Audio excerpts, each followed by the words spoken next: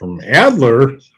Very good position to make sure that we can pick things up quickly, identifying them, communicate them widely, ensure that we improve practice. So there's a backward-looking bit and a forward-looking bit. Senate Majority Leader Mitch McConnell is hoping to work out a coronavirus economic relief bill. There's a huge list of helpful policies that both sides agree on. This need not be rocket science. Minority Leader Chuck Schumer doesn't like one administration plan. Cutting unemployment to virtually almost nothing is a very, very bad idea, and so I'm against that. I'm Ed Donahue. At Fisher Investments, we do things differently, and other money managers don't understand why. Because our way works great for us. But it may not work for your clients. That's why Fisher Investments is a fiduciary, obligated to put clients first. It's the highest standard for a financial advisor. So what do you provide? Cookie cutter portfolios like the rest of us? No cookie cutter portfolios here. Fisher Investments tailors portfolios to meet each client's goals and needs. But you do sell investments that earn you high commissions, right? And make commissions when you make trades for your clients? No, Fisher Investments doesn't sell any commission investment products, and we never earn commissions on trades. So what's in it for you? Fisher Investments fees are structured so we do better when our clients do better. When it comes to helping clients achieve a comfortable retirement, we're clearly different. Visit FisherInvestments.com to find out why investors like you switch to us. Fisher Investments, clearly different money management. Investments in securities involve the risk of loss.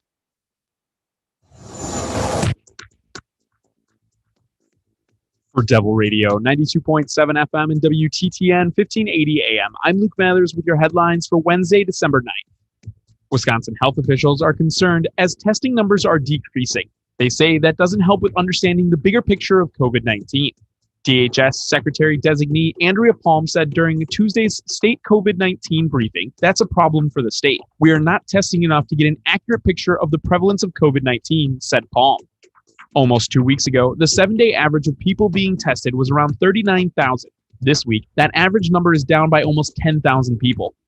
The Green Bay Packers will limit game day attendance at Lambeau Field to Packers employees and their families for the remainder of the 2020 NFL regular season, the organization announced Tuesday. You're listening to Devil Radio, 92.7 FM and WTTN 1580 AM.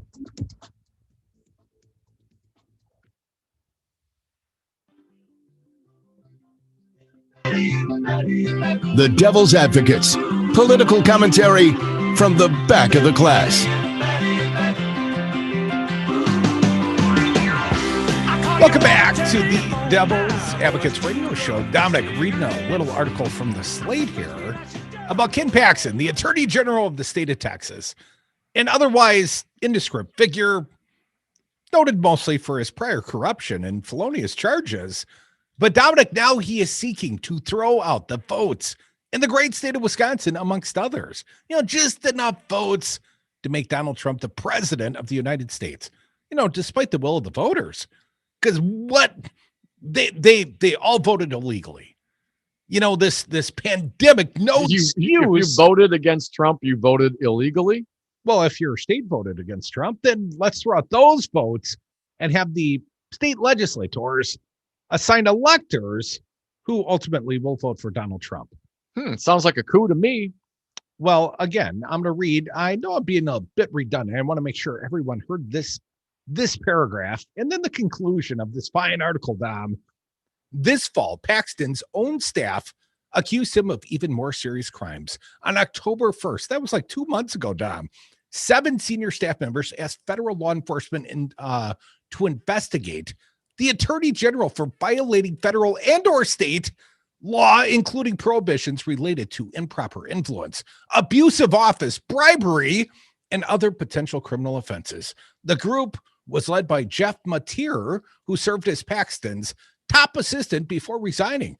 Mateer is a sterling GOP bona fides. In 2017, Trump nominated him to the federal bench, but he withdrew after CNN reported that he had derided transgender children as part of Satan's plan, condemned same-sex marriage as debauchery, and endorsed conversion therapy. All the that's usually exactly how they pick you in the Trump administration to be on the federal bench.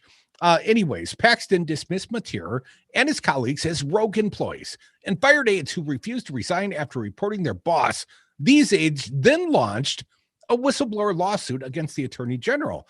But there's more.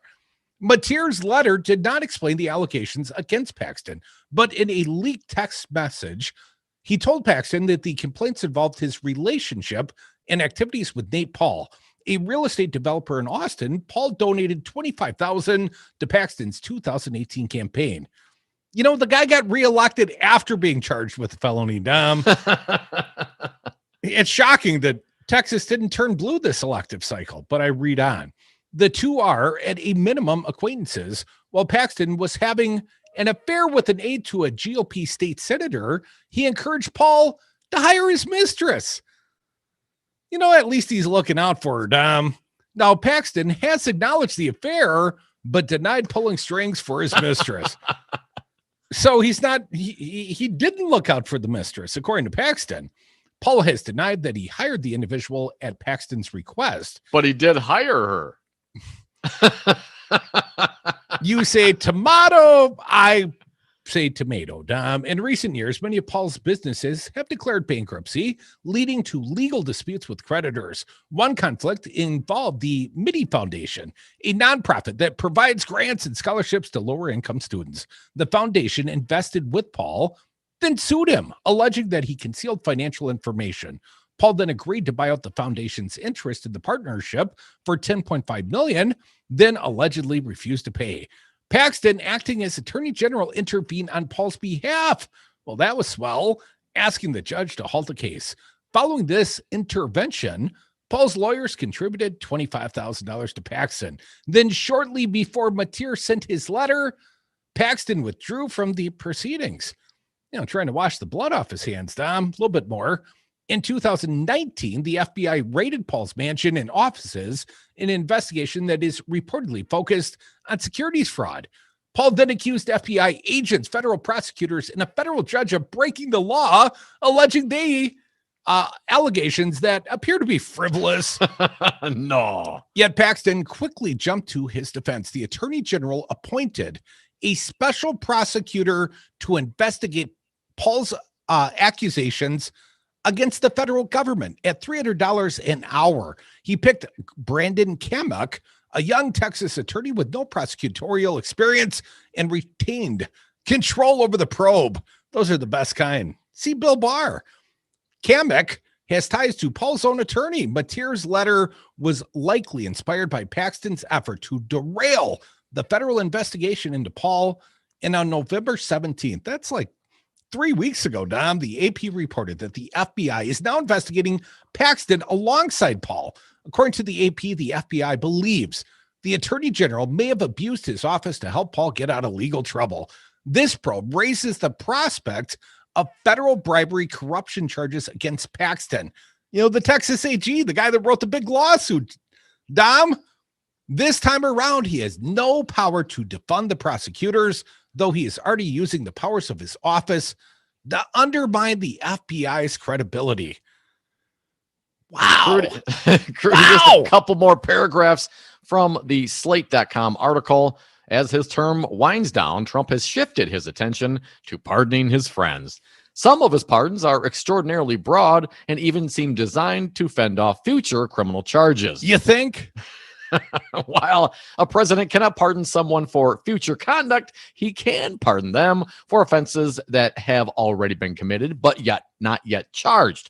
Theoretically, then, Trump could issue a preemptive pardon, shielding Paxton from charges pertaining to his dealings with Paul. The FBI could still investigate him, but it would have little incentive since any charges would be voided by Trump's clemency.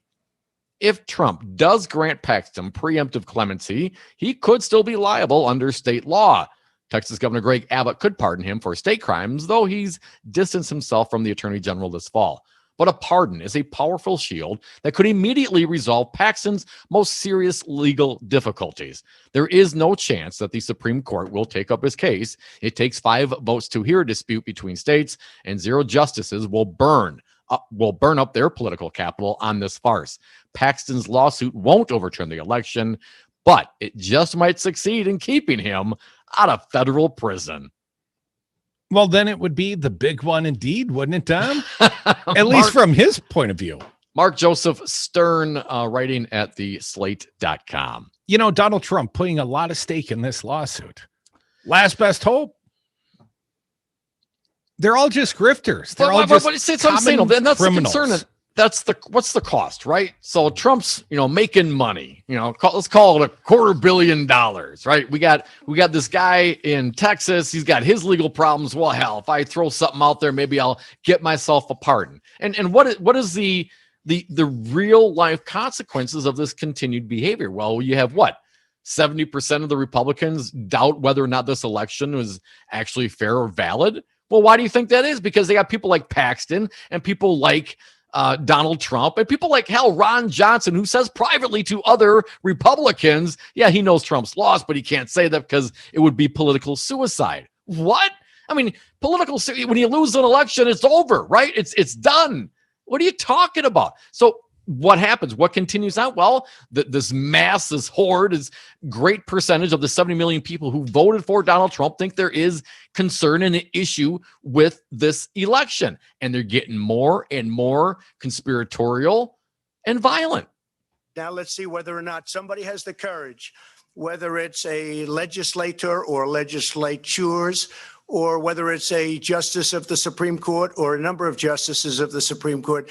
Let's see if they have the courage to do what everybody in this country knows is right. Everybody? Everybody? Everybody. A little more. Donald Trump talking about this very topic.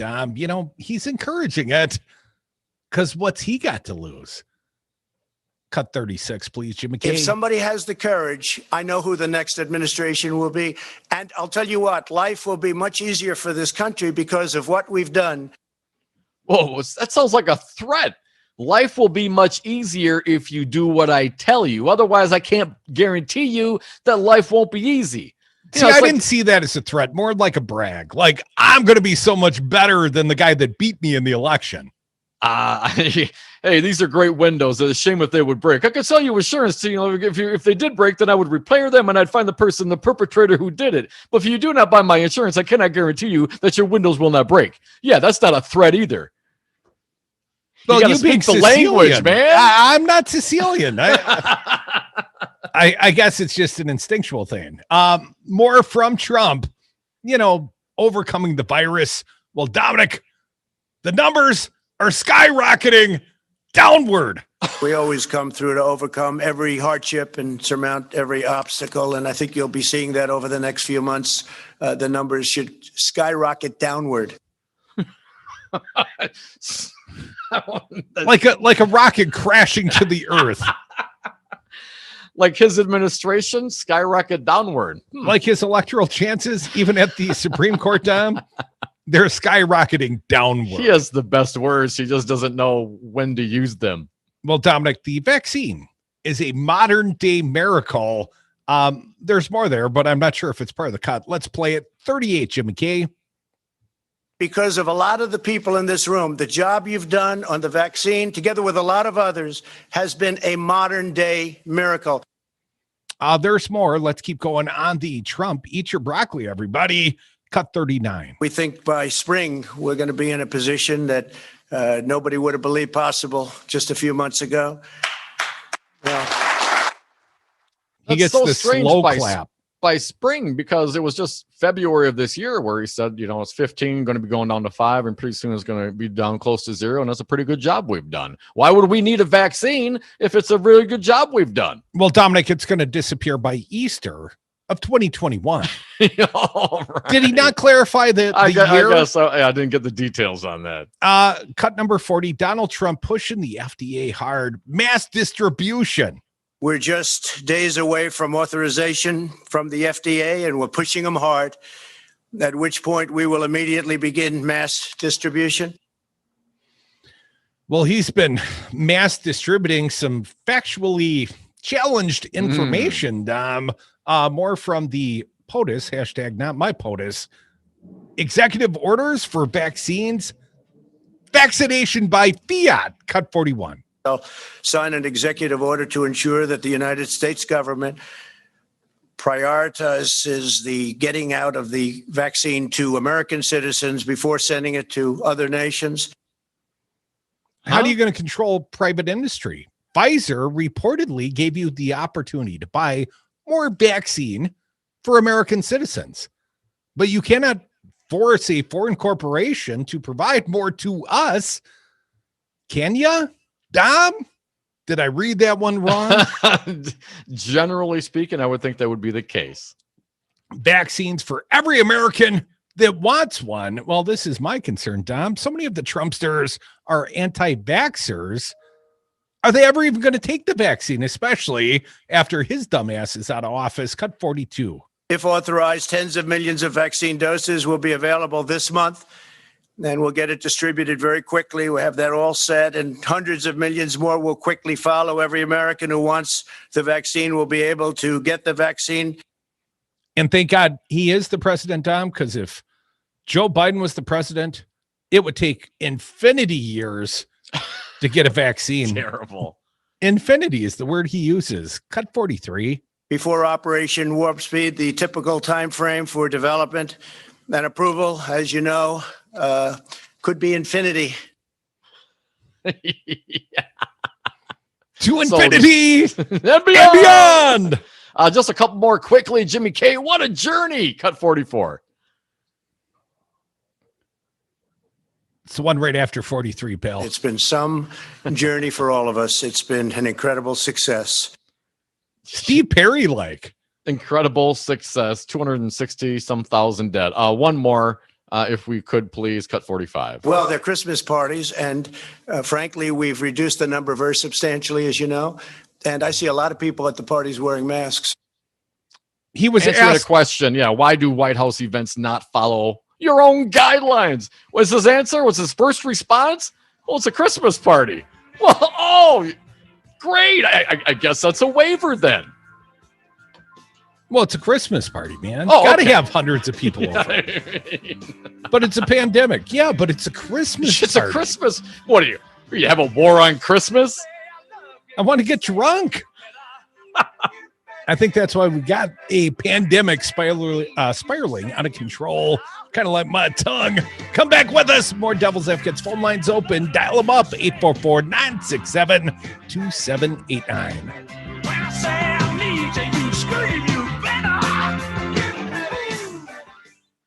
Hey, Rocker, I heard you have a rye whiskey. I do, Jimmy. Rocker Rye Whiskey. The mash is a high rye with a touch of malted barley that makes it yummy. And Rocker Rye Whiskey is dedicated to the Madison music scene? It sure is, Jimmy. You can read the story on the back of the bottle at any of these fine locations. Star Liquor, Woodman's, Trixie's Liquor, Vic Pierce, Miller & Sons in Verona, Steve's Liquor, Total Wine, and enjoy Rocker Rye Whiskey at the Lazy Oaf Lounge and Sal's Dark Horse. Find out more at rockervodka.com.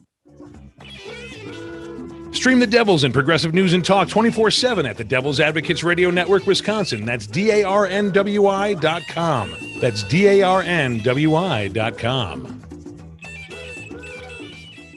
Dave from Community PC here. Now more than ever, we're relying on our computers to stay connected with family and friends. Looking for that perfect holiday gift for a family member who struggles with keeping everything up to date? Every day, more and more people are discovering the peace of mind that comes from a Tech Protect plan from Community PC. And it makes the perfect gift for anyone you need to stay connected with. Check out COMMPC.com to learn more. That's COMMPC.com. Community PC. We know what makes computers happy. Tune in to Matt Flynn Direct. We'll be covering politics, all politics, from national to local, but from a Wisconsin perspective. This is open mic, no holds barred.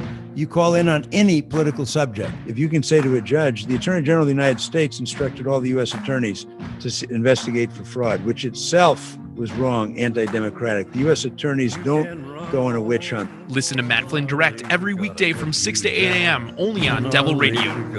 Cut you down. Madison, tune in every weekday from 11 to 2 on Devil Radio, 92.7 FM and WTTN 1580 AM for the Tom Hartman program. Join the show's conversation because our democracy is not a spectator sport. Listen live right here on Devil Radio.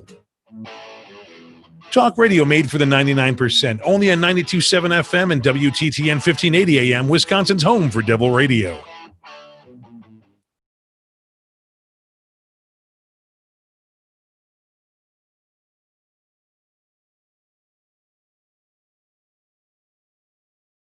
And we are back. Thank you for listening to the Devil's Advocates radio show. You can be part of this great program. Just pick up the phone and call us at 844-967-2789.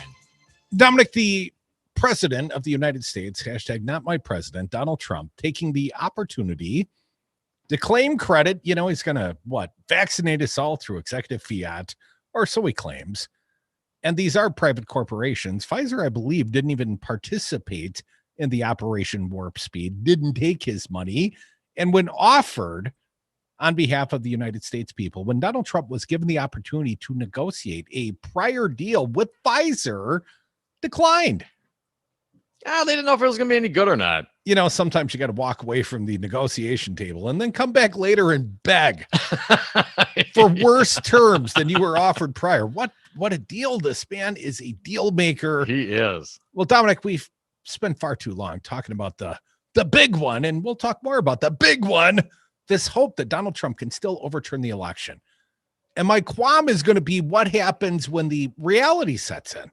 There are lots of energized Trumpsters out there in the world, and some of them are ready to get up to some no good. Apparently, some of them are ready to die for the cause. Are you? Is what the Arizona GOP tweeted out, but that's yesterday's show. Well, certainly not before hour 2, Dom, because want to get to some President-elect Joe Biden sound. Oh, yes. Little compare and contrast exercise.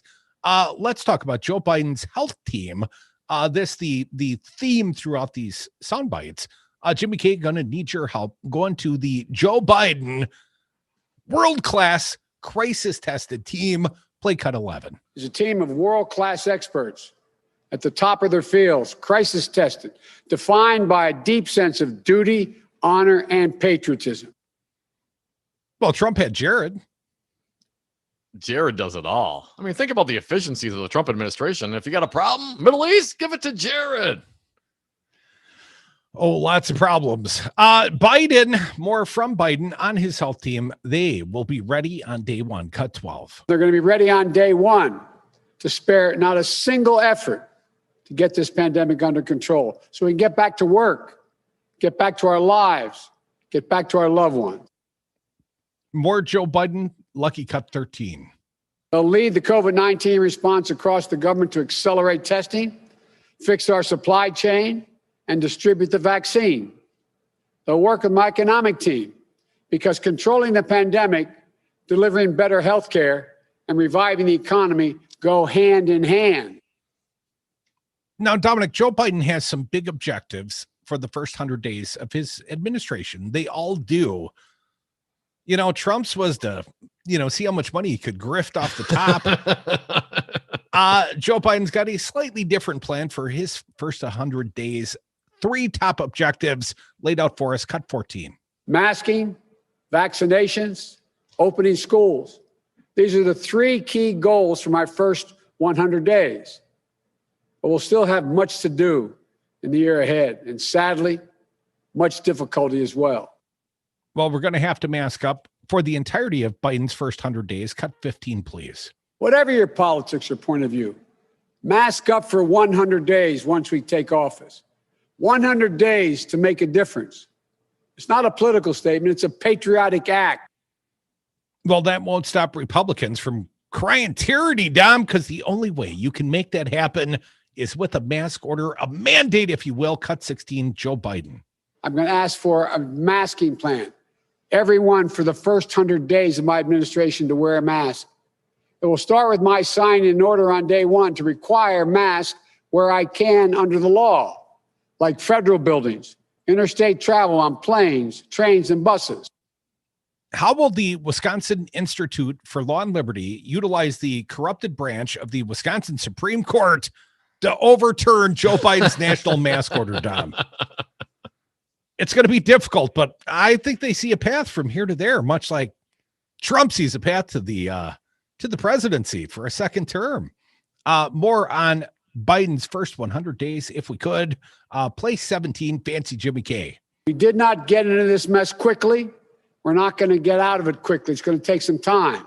But I'm absolutely convinced that in 100 days, we can change the course of the disease and change life in America for the better. That would take a lot of effort, Dom. Are we capable of doing this? It takes literally almost no effort. I mean, what kind of effort does it take to wear a mask? And if everybody did it, I mean, this is an easy statement to make. I think it's scientifically proven mathematically. You could do the stats on it. Everyone wear a mask, this thing would go into remission, or at least the infection rates would plummet if everybody wore a mask. Apparently, you didn't see the testimony at the most recent Ron Johnson committee hearing. Masks, bad. Social distancing, bad. I mean, literally, they've got people advocating that social distancing and masks, ineffective and bad. I mean, social distance. Think about this for a minute. If you have two people that are not together, let's just say they're far apart. Let's call it 10 feet, 10 yards, hell, 10 miles. You think they're going to have a contagion pass between them while they breathe? I would say the answer, of course, is no. Well, no, what are you talking about? Of course, it makes sense when you have a disease that floats through the air. The farther you are apart, the less likely it is that you're going to get it. This is just common sense, people. Some Republicans don't believe in germs, Dom, because if you can't see them with the naked eye, they don't exist. Bless you, Crudy. Let's hear and be some careful more. walking out there, because you could come to the end of the earth and fall right off. Joe Biden, we can do this. Jimmy K, cut 18, please. We didn't get into this mess quickly. It's going to take time to fix, but we can do this. Let's continue on. The dark winter, 19. We're in a very dark winter. Things may well get worse before they get better. And how about the millions of shots that are going to be needed? Joe Biden, cut 21. COVID-19 is a mass casualty. Yeah, like what, 2,200 people on average a day are dying right now in this country. Let's keep going. 22. More than 285,000 dead Americans because of COVID-19 and counting. Last week, COVID-19 was the #1 cause of death in America. 23, becoming numb. As a country, we've been living with this pandemic for so long, we're at risk of becoming numb to its toll on all of us. Let's hear the 25, opening schools. We'll look to have the most schools open that we can possibly in 100 days if Congress provides the funding we need. And let's hear a message to Congress. Cut 27, please. I'm encouraged by the bipartisan efforts in Congress around a $900 billion economic relief package, which I've said is critical. But this package is only a start for more action early next year.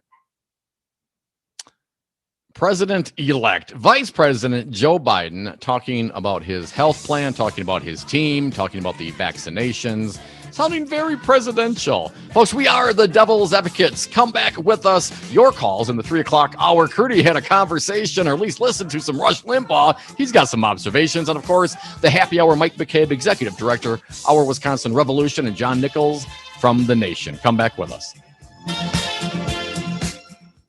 Jimmy, crazy local music supporters have surrounded the studio. Take a look. What do the signs say?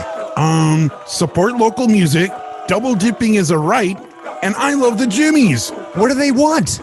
Live local music, Jimmy. Catch MaxSync Radio every Saturday evening for the best of local music from Wisconsin. And live music performed in the Devil's Lair. Go to MaxSyncRadio.com for the live music schedule. It's MaxSync Radio, Saturdays at 6 on Devil Radio 92.7. Give them what they want, rocker. This is Pat Slattery of Slattery's Automotive Service in Verona. Established in 1973, I've been servicing and repairing cars in the Madison community for nearly 50 years. You can trust me to tell you what your car really needs and fix it right the first time. Give me a call at 608-848-6123 to schedule an appointment today. Slattery's Automotive Service, your trusted choice for local service and repairs for all your automotive needs. You are listening to WTTN 1580 AM Columbus and W224EG 92.7 FM Madison. Always streaming at talk927fm. AP News. I'm Ed Donahue. Canada has approved a coronavirus vaccine, and tomorrow the FDA is expected to approve emergency use of a vaccine. General Gustav Perna with Operation Warp Speed says It's then time to get to work. Begin distribution within 24 hours out to the jurisdictions accordingly. Health and Human Services Secretary Alex Azar says lots of people will be getting coronavirus shots. We expect to have enough doses to vaccinate 20 million Americans by the end of this year, 50 million total by the end of January, and at least 100 million total by the end of the first quarter. A new AP NORC poll shows only about half of Americans are ready to roll up their sleeves when it's their turn for a coronavirus vaccine. Roughly a quarter say they will say no. The Sacramento area in California is being placed under the tightest coronavirus restrictions. President-elect Joe Biden has named a pick to run the Pentagon. The AP Sagar Magani reports Democrats in the Senate are in a bind. Biden has tabbed retired Army General Lloyd Austin, who would be the first black defense secretary, a man Biden says America's troops love, its enemies fear, and its allies respect. He is the right person for this job at the right moment. But some Senate Democrats have been against naming recently retired officers to be the Pentagon's chief, like with Jim Mattis in 2017. They may have to reverse themselves to support Austin, who says he's now a civilian leader. With a deep appreciation and reverence for the prevailing wisdom of civilian control of our military. Noting he went 4 years ago from being General Austin to now just Lloyd Austin. Sagar Magani, Washington. Federal regulators are suing to force Facebook to sell off its Instagram and WhatsApp messaging services. This is AP News. At Fisher Investments, we do things differently, and other money managers don't understand why. Because our way works great for us. But it may not work for your clients. That's why Fisher Investments is a fiduciary, obligated to put clients first. It's the highest standard for a financial advisor. So what do you provide? Cookie cutter portfolios like the rest of us? No cookie cutter portfolios here. Fisher Investments tailors portfolios to meet each client's goals and needs. But you do sell investments that earn you high commissions, right? And make commissions when you make trades for your clients? No, Fisher Investments doesn't sell any commission investment products, and we never earn commissions on trades. So what's in it for you? Fisher Investments fees are structured so we do better when our clients do better. When it comes to helping clients achieve a comfortable retirement, we're clearly different. Visit FisherInvestments.com to find out why investors like you switch to us. Fisher Investments, clearly different money management. Investments in securities involve the risk of loss. This is Tony with Quality CBD. We are located on Willie Street across from the co-op. At Quality CBD, we are vertically integrated. From soil to oil and seed to sale, we grow, extract, manufacture, and distribute quality CBD oil. We also have contact-free delivery options at qualitycbd.org. Quality CBD. Legal, local, legit. Hey, Rocker, I heard you have a rye whiskey. I do, Jimmy. Rocker Rye Whiskey. The mash is a high rye with a touch of malted barley that makes it yummy. And Rocker Rye Whiskey is dedicated to the Madison music scene? It sure is, Jimmy. You can read the story on the back of the bottle at any of these fine locations. Star Liquor, Woodman's, Trixie's Liquor, Vic Pierce, Miller & Sons in Verona, Steve's Liquor, Total Wine, and enjoy Rocker Rye Whiskey at the Lazy Oaf Lounge and Sal's Dark Horse. Find out more at rockervodka.com.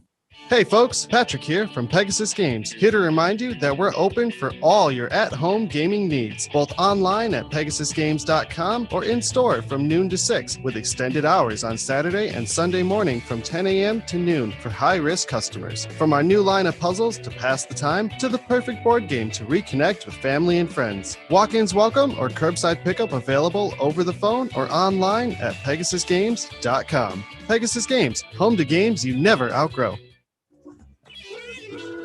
Stream the Devils and Progressive News and Talk 24/7 at the Devil's Advocates Radio Network, Wisconsin. That's DARNWI.com. That's DARNWI.com. I'm Alan Robinson, host of Mr. Robinson's Neighborhood. I am from this city, and I am in these streets, speaking truth to power Monday through Friday about your issues. Join me from 6 to 7 p.m. on Devil Radio.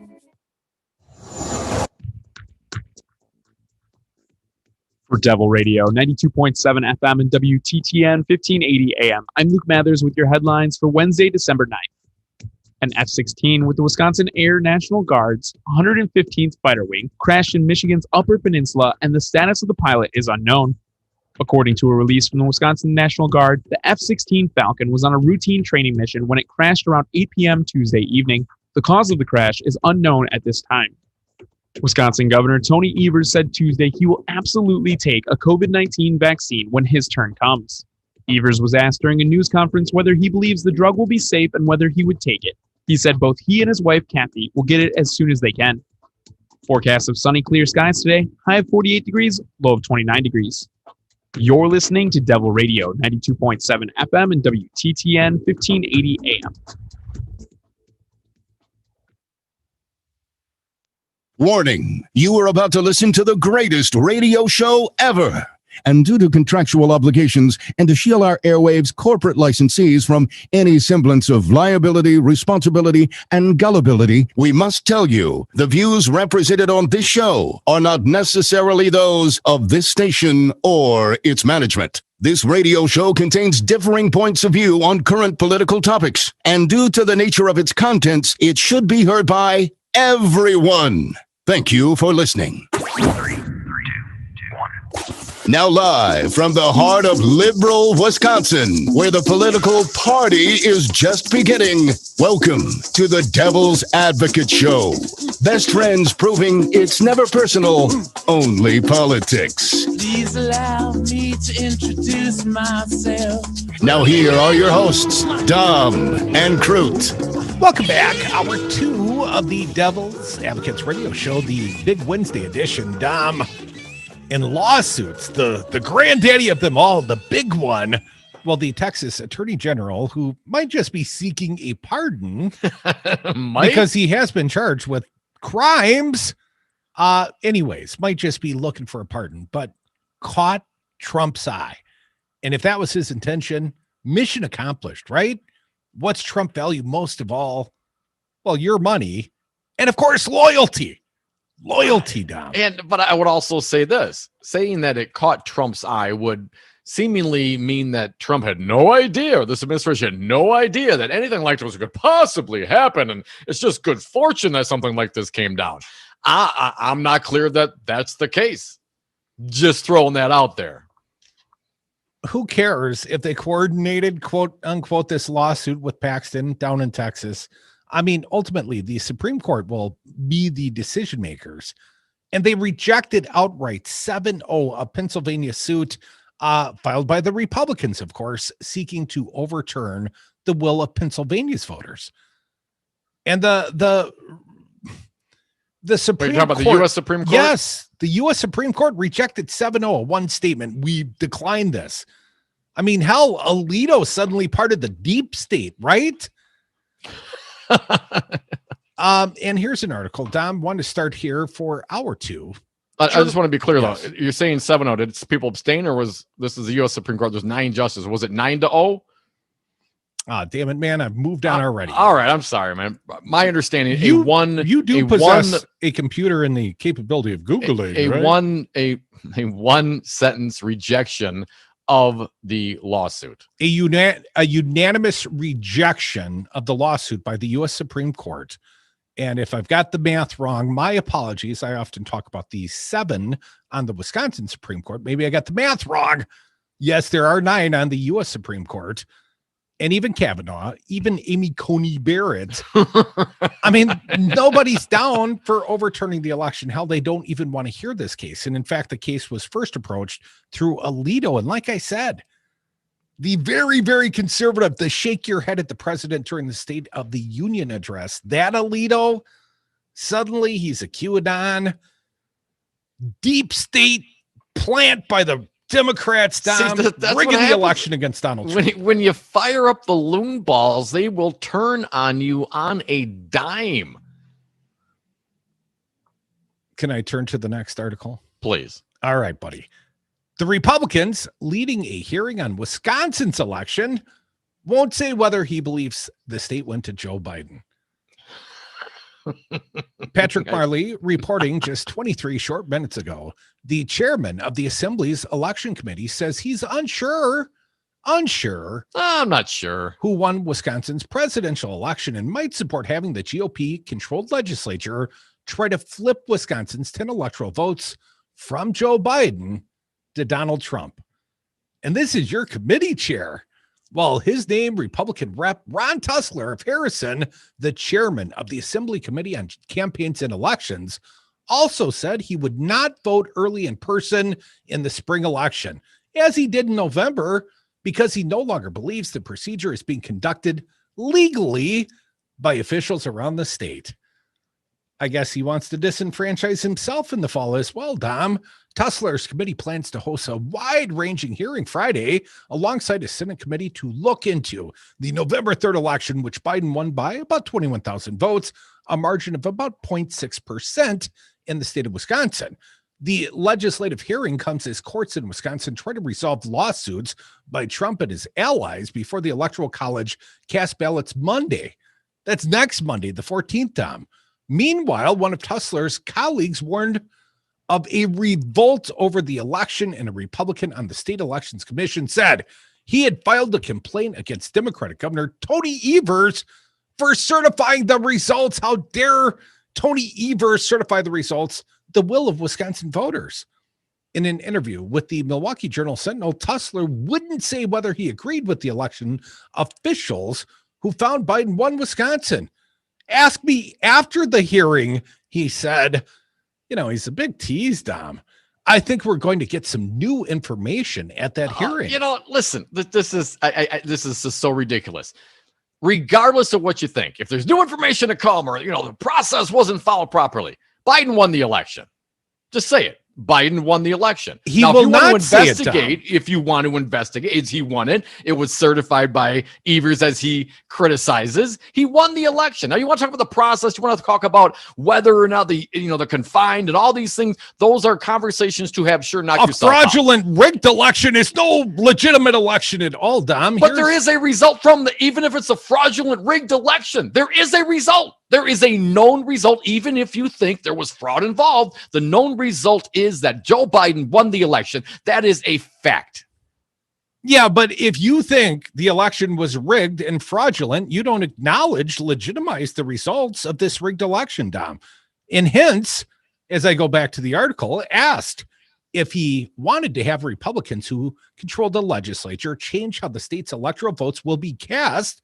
He being Tussler, said, I'm undecided on that right now. He acknowledged any change would have to happen before the Electoral College meets Monday, and doing so would be difficult. When we hear from these folks on Friday, I think we'll find out a little bit more about the reservations folks have on this election. I think that hopefully will be able to tell us whether this is something that cost Donald Trump 21,000 votes or not. And if it did, then I think we need to seriously consider it. But if it's just a hypothetical, then I don't think that's enough. If it's a hypothetical, you don't think it's enough? Come on, man. You better have some concrete proof of something. It is a hypothetical. And if it was a hypothetical, absolutely it's not enough. Not that you don't think it is enough. What kind of representative is this? Who is this? Tussler? Well, that's your committee chair on the elections committee. Oh, they're having the hearings on Friday, Dom. And according to this article, it's unclear how lawmakers could change the results, even if they wanted to do so, because the state law requires the governor, the guy that they're suing, to sign off on the state slate of electors. Democrats on Tussler's committee said in a statement that Friday's hearing will likely be a forum for debunked conspiracies and outright lies. Now that the results have been scrutinized and confirmed again and again, this cynical attempt to undermine the will of the people is shameful, said a statement from our pal, Rep. Joe Costa-Zamaripa of Milwaukee, Lisa Subek of Madison, and Mark Spreitzer of Beloit. And Assembly Speaker Robin Voss has said he wants lawmakers to review the election, but does not believe they will find anything that will show Trump won the state. But some of those on Tussler's committee have a different view. Dominic, our relatively recent guest, Rep. Joe Sanfilippo, Republican of New Berlin, last month raised the prospect of having legislators decide how to cast the electoral votes. And Rep. Janelle Branchen, Republican of Menominee Falls, said this week through a statement that there was no doubt Trump had won the state. With unfair and transparent elections, society will revolt. Society will revolt. Branchen called the... You can pick it up, Dom. No, go ahead, man. Branchen called the Wisconsin Elections Commission a rogue agency that has given clerks faulty advice about how to run elections. The commission was created in 2015 by Republican lawmakers. Yeah, after they destroyed the Government Accountability Board. You know, we had retired judges. We had some of the best referees in the nation. They destroyed that to create this board that they now attacked.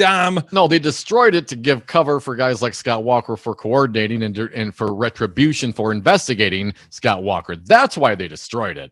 It consists of 3 Republicans and 3 Democrats, buddy. Crudy Tussler, remember that name. He's the coup leader here in Wisconsin. Tussler said at Friday's hearing he wants to hear from Ethan Pease, a temporary worker for a U.S. Postal Service subcontractor who worked in Madison. Pease has alleged that postal workers were told to backdate ballots on November 4th or 5th. Even if that were true, it would have no effect on Wisconsin's vote count because state law requires ballots to be in clerks' hands by the time polls close on election day. Ballots that show up after that day are not counted, even if they are postmarked before election day. Tussler said he hoped to get Pease to testify, but wasn't sure if he would. He acknowledged backdated ballots would not affect Wisconsin's count, but added, "I'm still working on that particular issue." The committee also plans to review some of the concerns Trump has raised about some election practices, such as allowing clerks to fill in absent addresses of witnesses and if absentee voters don't provide the information. Again, a long-standing practice. The committee will also review the policy that allows people to vote absentee without providing a photo ID when they say they are indefinitely confined because of age or disability. Republicans have said an increase in the number of indefinitely confined voters may show some voters are claiming the status without qualifying for it. It may. Trump has alleged in-person early votes cast in Wisconsin were illegal because most clerks allow voters to fill out 1 form instead of 2 when they cast ballots that way. State law requires voters to apply for absentee ballots in writing and sign a form verifying or certifying that they are the ones who filled out the ballots. For more than a decade, clerks have allowed early in-person voters to fill out a form on the back of their ballot envelope that serves as both the application and the certification. Tussler filled out such a form in November when he voted in person, but he said he has since come to believe that using 1 form is illegal. He said he won't vote that way in the spring election for the state school superintendent. "I will just vote in a different way next time now that I'm aware of the issue." And on Wednesday, Republican U.S. Senator crowd favorite Ron Johnson of Wisconsin announced he will hold a similar hearing next week before his Committee on Homeland Security and Governmental Affairs. It's a drinking game. Every time they say irregularity, you got to take a drink. Dominic, the best and brightest, those Republicans, they're going to have a Joe McCarthy-like hearing, not just on the state level, not just under Tussler, but hell, Ron Johnson's going to take it on the road all the way to D.C. Joe McCarthy, state and federal. Rojo, you're the man. Come back with us. Devil's Advocates, when you dial us up and call 844-967-2789, you are the man, even if you're a woman.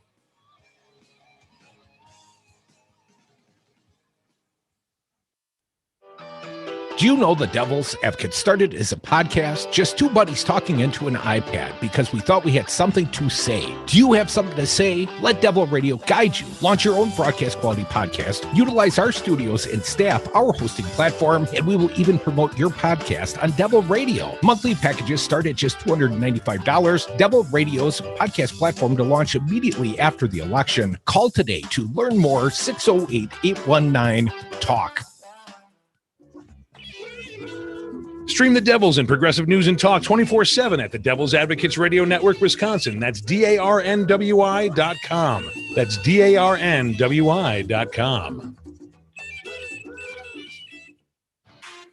Hi, this is Dom from the Devil's Advocates inviting you to join us on Patreon.com. Patreon allows for our audience to access exclusive programming not available anywhere else and gives you the ability to directly support the greatest radio show ever. History's patrons have supported the works of Michelangelo, Leonardo da Vinci, Monet, and now with your support, the Devil's Advocates. So please go to Patreon.com and search the Devil's Advocates to pick your subscription. That's Patreon.com and the Devil's Advocates, the greatest radio show ever. Maybe you need a more muscular voice on talk radio. Maybe you need Matt Flynn direct. Attention to the clowns of the authoritarian left. We are fighting QAnon. We are fighting the Republican Party. You are not going to knife us from the side and say we're going to attack it from the left. Do you understand? This is the Democratic Party, not a socialist party, not some authoritarian left party. Listen to Matt Flynn Direct every weekday from 6 to 8 a.m. only on Devil Radio. Gotta cut you down. Madison, you say what? Each weeknight from 5 to 6, don't miss out on a single day of the Earl Ingram Show right here on Devil Radio 92.7 FM, 1580 AM. From Baraboo to Horicon, WTTN 1580 AM is News Talk Radio built for the 99%. Rural Wisconsin's home for Devil Radio. Bring it? Oh, it's already been brought in. Dom and Krutz are the Devil's Advocates. And we are back. Thank you for listening to the Devil's Advocates radio show. Phone lines are open. You can join us at 844-967-2789. So looking forward to the big sham hearing on Friday, Dom. Yeah. Well, I hope the temporary U.S. Postal Service worker who saw people, this conspiracy to backdate ballots to the wrong date. Wow, that's really gonna have an impact. Hope he shows up. Dominic, my understanding, testimony welcome by invitation only. You can go testify, but only if the Republicans want to hear from you. Just their version of the facts, alt facts, if you will, Dom, which should lead nicely to the next headline. Less than 1/4 of Republicans trust election results. Less than 25% of Republicans trust the electoral results. Let me read here from thehill.com. Only 24% of GOP respondents in an NPR PBS NewsHour Marist poll expressed confidence in last month's presidential election results, although a majority of Americans at 61% said they trust the outcome. Only 61%, hell, nearly that many voted for Joe Biden. 34% of Americans surveyed said they don't trust the election results, including 72% of Republicans. Democrats widely accept the election results at 95%, while a majority of independents at 67% say they trust the results showing a Biden victory. President Trump has refused to concede to Biden, who has been recognized as the president-elect for more than a month. Instead, he and his campaign have promoted unfounded claims of widespread voter fraud, filing lawsuits in multiple states to try and overturn their tallies.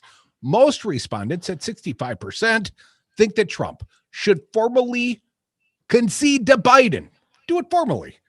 Maybe a little note. Write it down.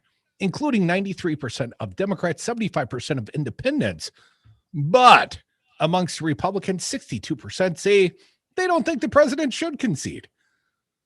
That's nearly 2/3 of Republicans that they don't think it should be over, Dom.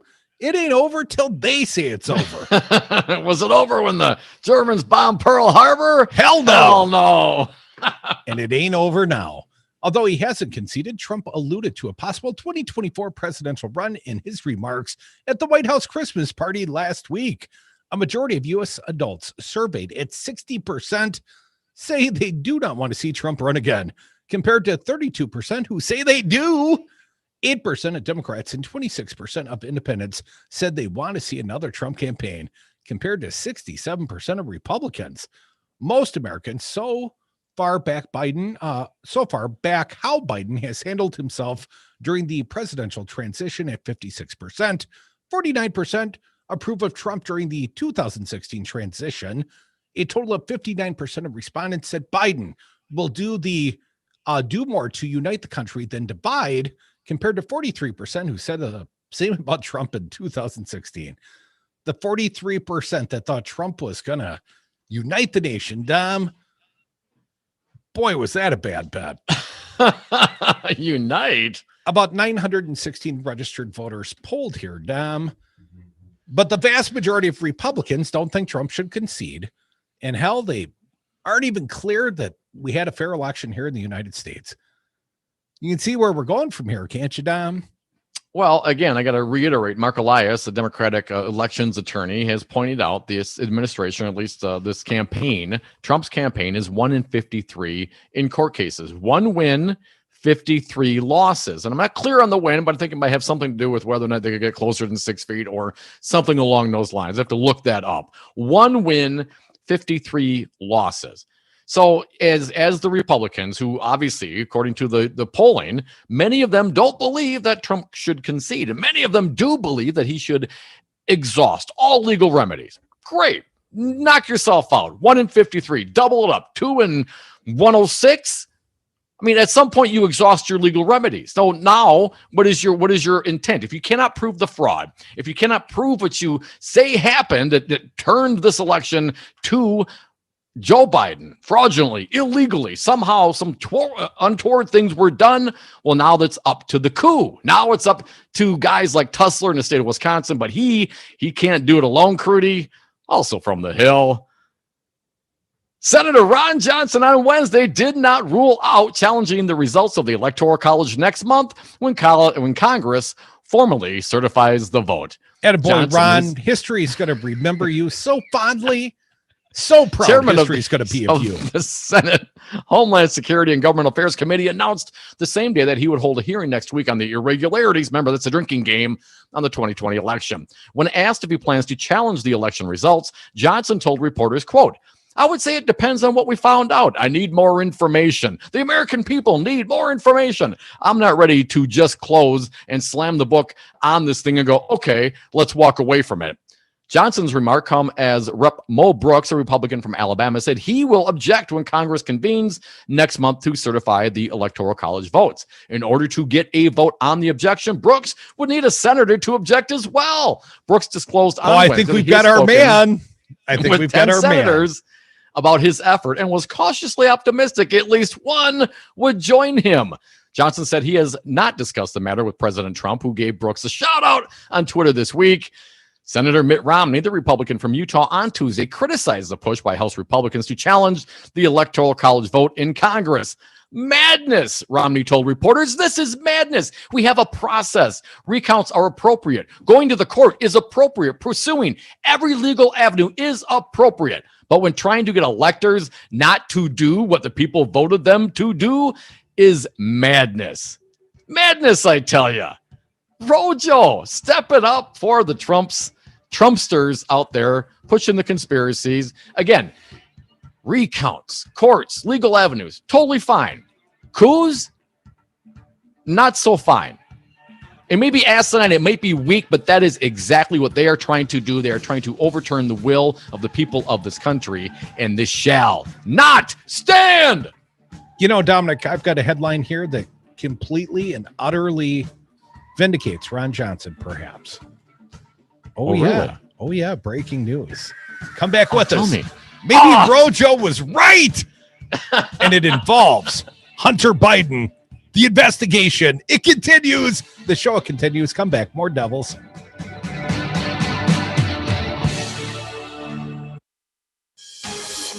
From the Capitol in Madison, this is Wiz Politics Midday.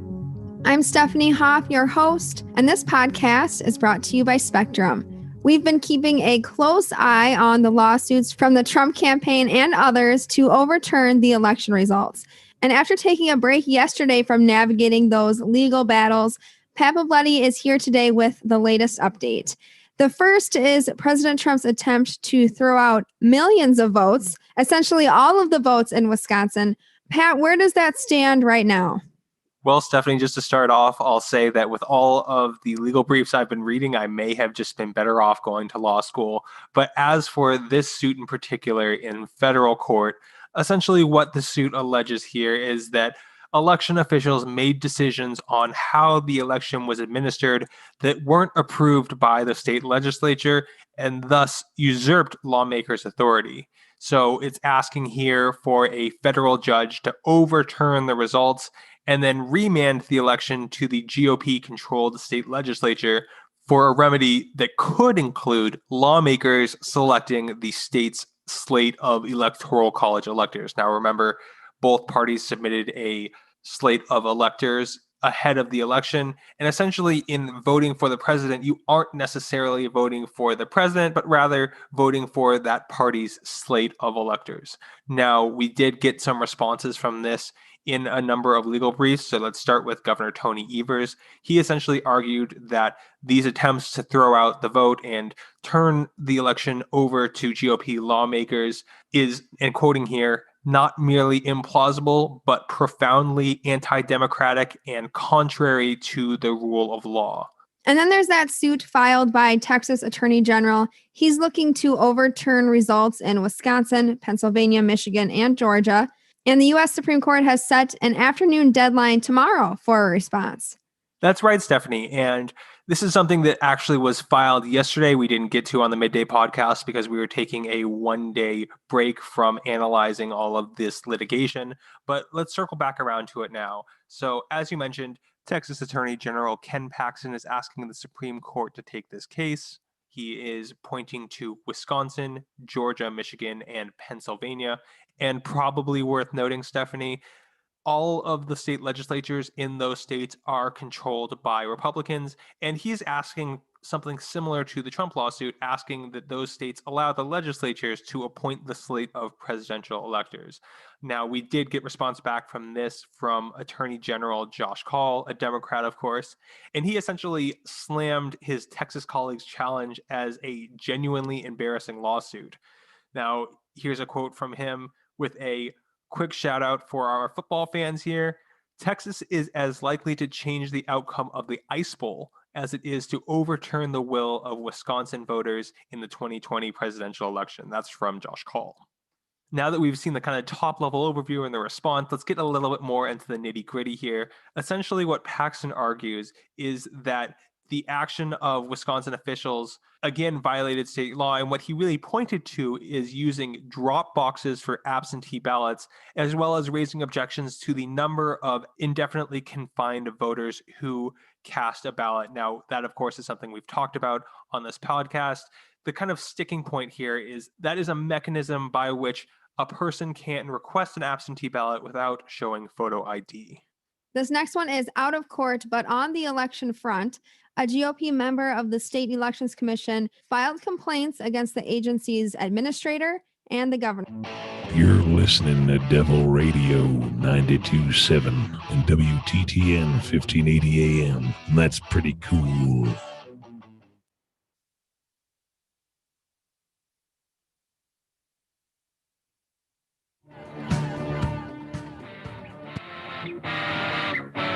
The Devil's Advocates. We drink when we toast.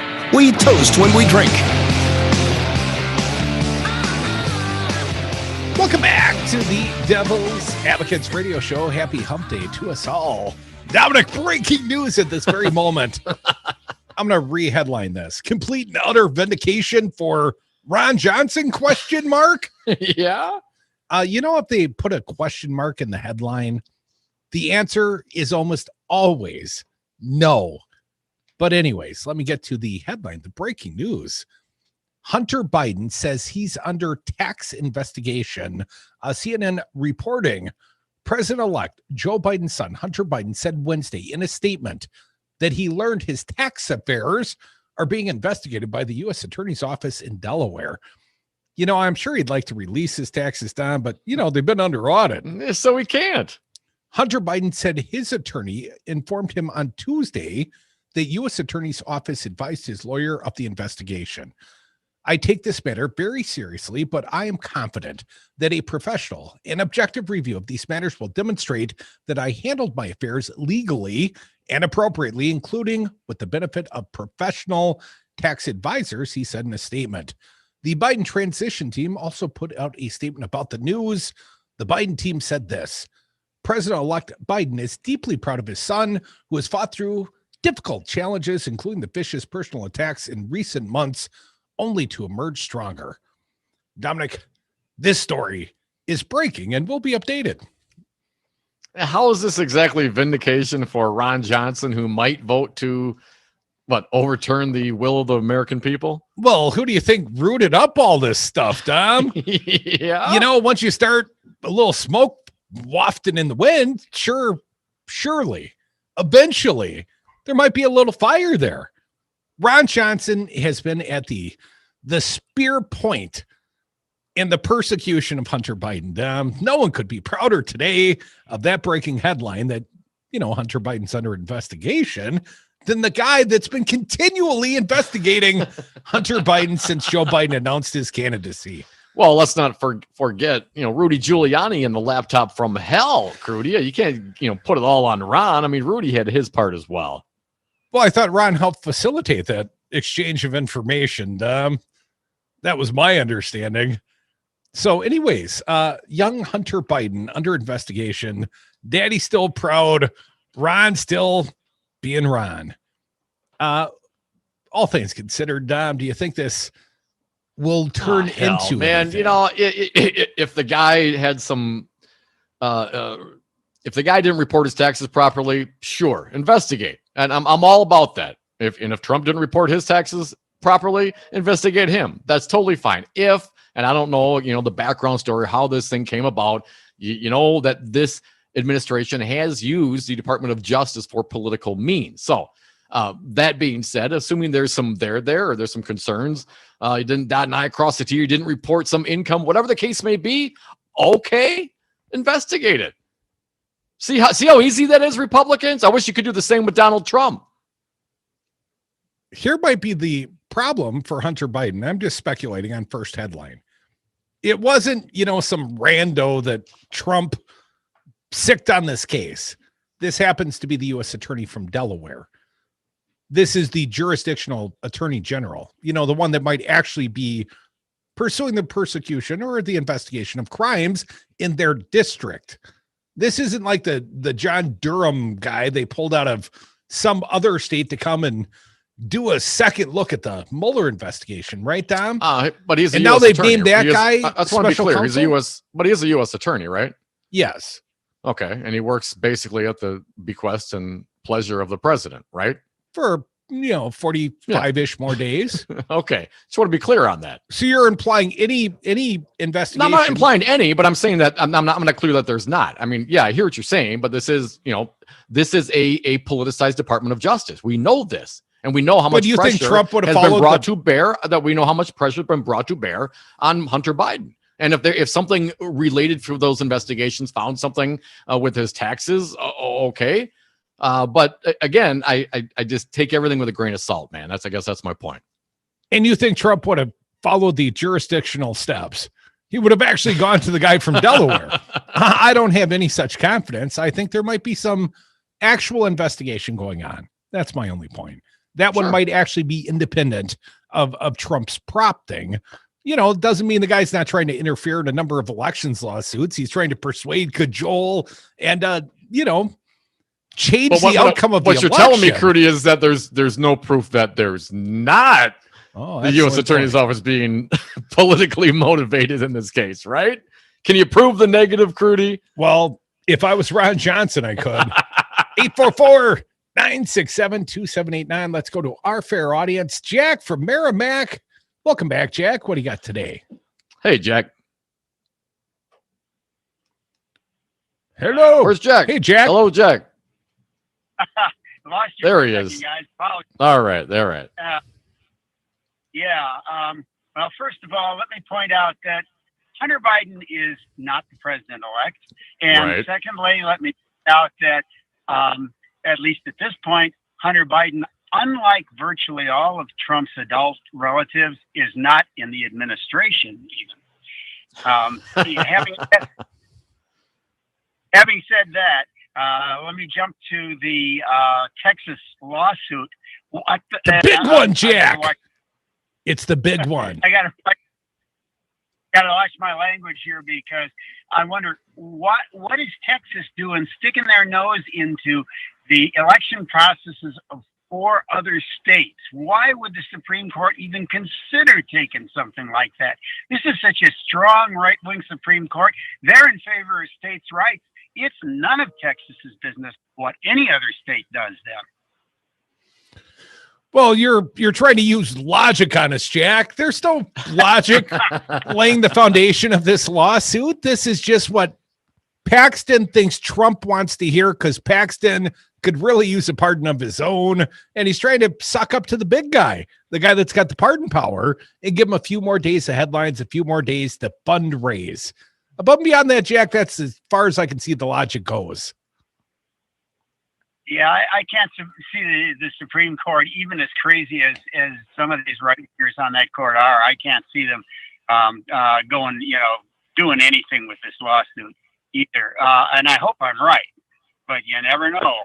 Well, Jack, they have requested the 4 states involved, file their briefs by tomorrow at noon or something 3 like p.m. that. So at 3 p.m. tomorrow, Jack. So maybe procedure, it might be just checking a box, but there will be action on this.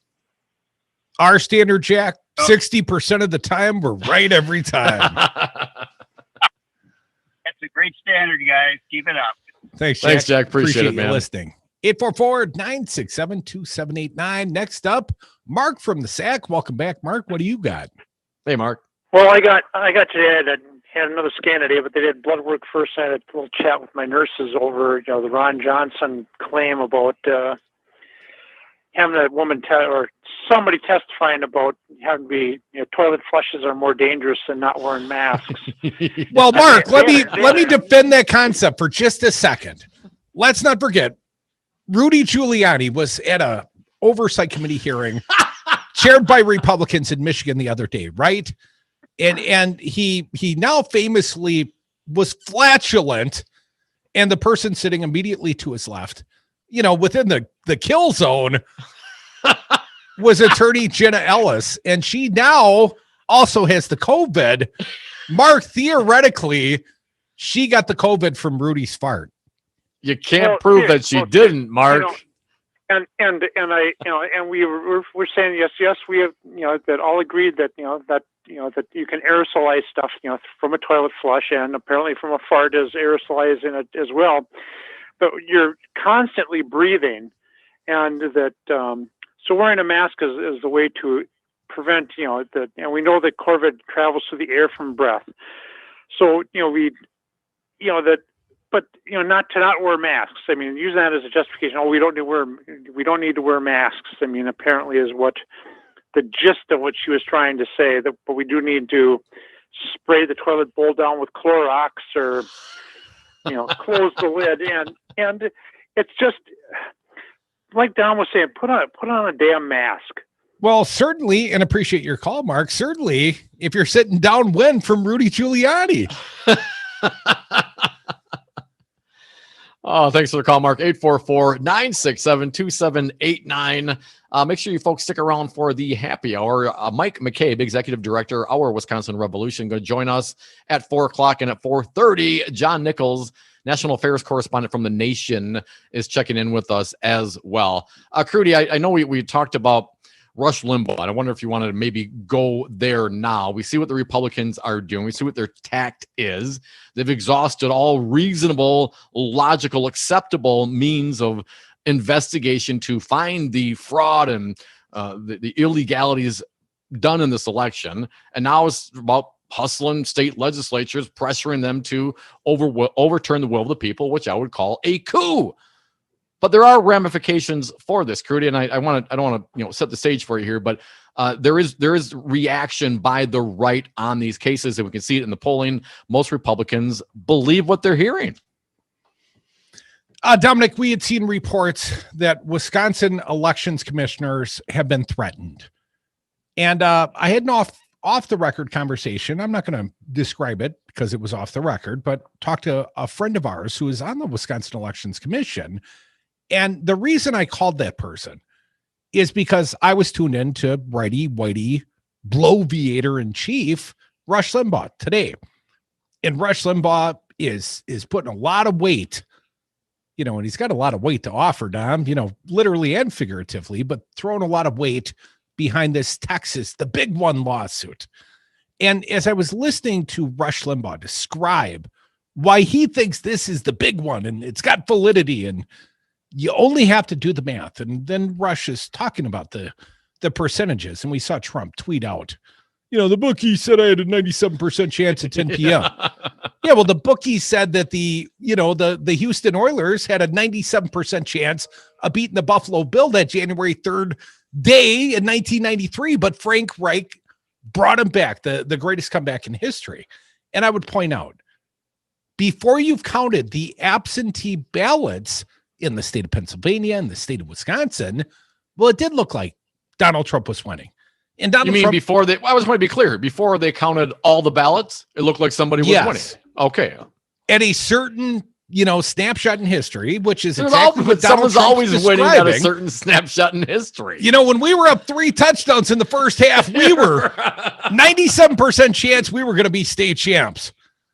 And I renounced the second half when we gave up 4 touchdowns. That never happened. That, because the bookie said we were an ironclad winner, Tom.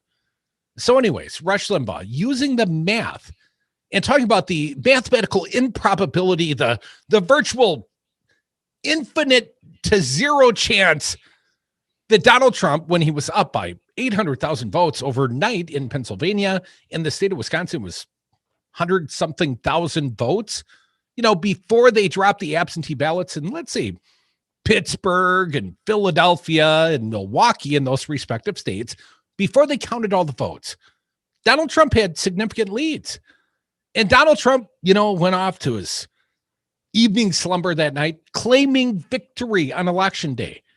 And Rush Limbaugh is basically reinforcing this and saying, without naming the specific commissioners on the WEC here in Wisconsin, saying effectively this corrupted these commissioners. They've done this. They've stolen it. They waited until 3:00 in the morning, specifically in Milwaukee, to go find the millions of votes they needed, not just in Milwaukee, but, so that Joe Biden could carry all these swing states. And according to Rush Limbaugh, the problem was these Democratic clerks and elections commissioners didn't see how big Trump's win was going to be. They never planned for the millions of votes that Donald Trump would be ahead. And this somehow screwed up their efficiency of rigging the election. So it didn't come out to very late during the course of the evening. They turned the metrics on their ear. They blew up all the statistics because when Donald Trump went to bed, he was winning. And when he woke up in the morning, he had lost. So anyways, Rush Limbaugh is telling the American public, millions of them, you can't believe the election. Come back with us. I'll tell you more. This is Chad Spate, owner of Chad's Design Build. For almost 30 years, we've been improving, restoring, and expanding homes while also advocating for social and economic justice. Most of our clients want to build back better, while some want to make their old house great again. At Chad's Design Build, we'll listen to your needs, carefully assess your home, and then provide thoughtful solutions which respect you, your home, and your budget. We are proud of the relationships we have built. On behalf of Chad's Design Build, thank you. My life's mission was to defeat Donald Trump and turn Wisconsin blue. Mission accomplished, but the battle has only just begun. Devil Radio and WTTN 1580 AM have continued broadcasting the truth, persevering through the pandemic, supporting public health professionals, and turning out the vote in Madison and Dane County in record numbers. Can you help us survive and thrive for the battles to come? Please consider giving a contribution at GoFundMe. Keep Resistance Radio in Wisconsin. Every dollar helps us continue and makes us stronger. Hi, this is Dom from the Devil's Advocates inviting you to join us on Patreon.com. Patreon allows for our audience to access exclusive programming not available anywhere else and gives you the ability to directly support the greatest radio show ever. History's patrons have supported the works of Michelangelo, Leonardo da Vinci, Monet, and now with your support, the Devil's Advocates. So please go to Patreon.com and search the Devil's Advocates to pick your subscription. That's Patreon.com and the Devil's Advocates, the greatest radio show ever. The Lazy Oaf Lounge is Madison's East Side place for friends and family. Whether it's for lunch or dinner, you know you're in for a tasty treat. Awesome apps, burgers, pizza, and the best fish fry in Madison. And join us to cheer on the green and gold with 50-cent wings, beer bucket specials, and free Jell-O shots with every Green Bay touchdown. Plenty of TVs inside or out on the patio. The Lazy Oaf Lounge, 1617 North Stoughton Road, and online at lazyoaflounge.com. Taking on Righty Whitey Talk Radio on both sides of the dial from Cross Plains to Cottage Grove. Devil Radio 92.7 FM and WTTN 1580 AM. The Devil's Advocates may not agree on much, but funny is funny. And we are back. Thank you for listening to the Devil's Advocates Radio Show. Phone lines are open. You can join us at 844-967-2789. So here's my point about Rush Limbaugh. Thanks for forcing me to go there. No, I might have gotten there eventually. But anyways, here's the point. Rush Limbaugh pushing this falsehood, right? To millions of listeners across the country.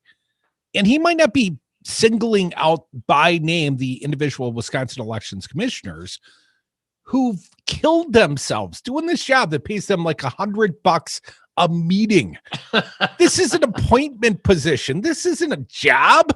This is something someone does for, a little community service.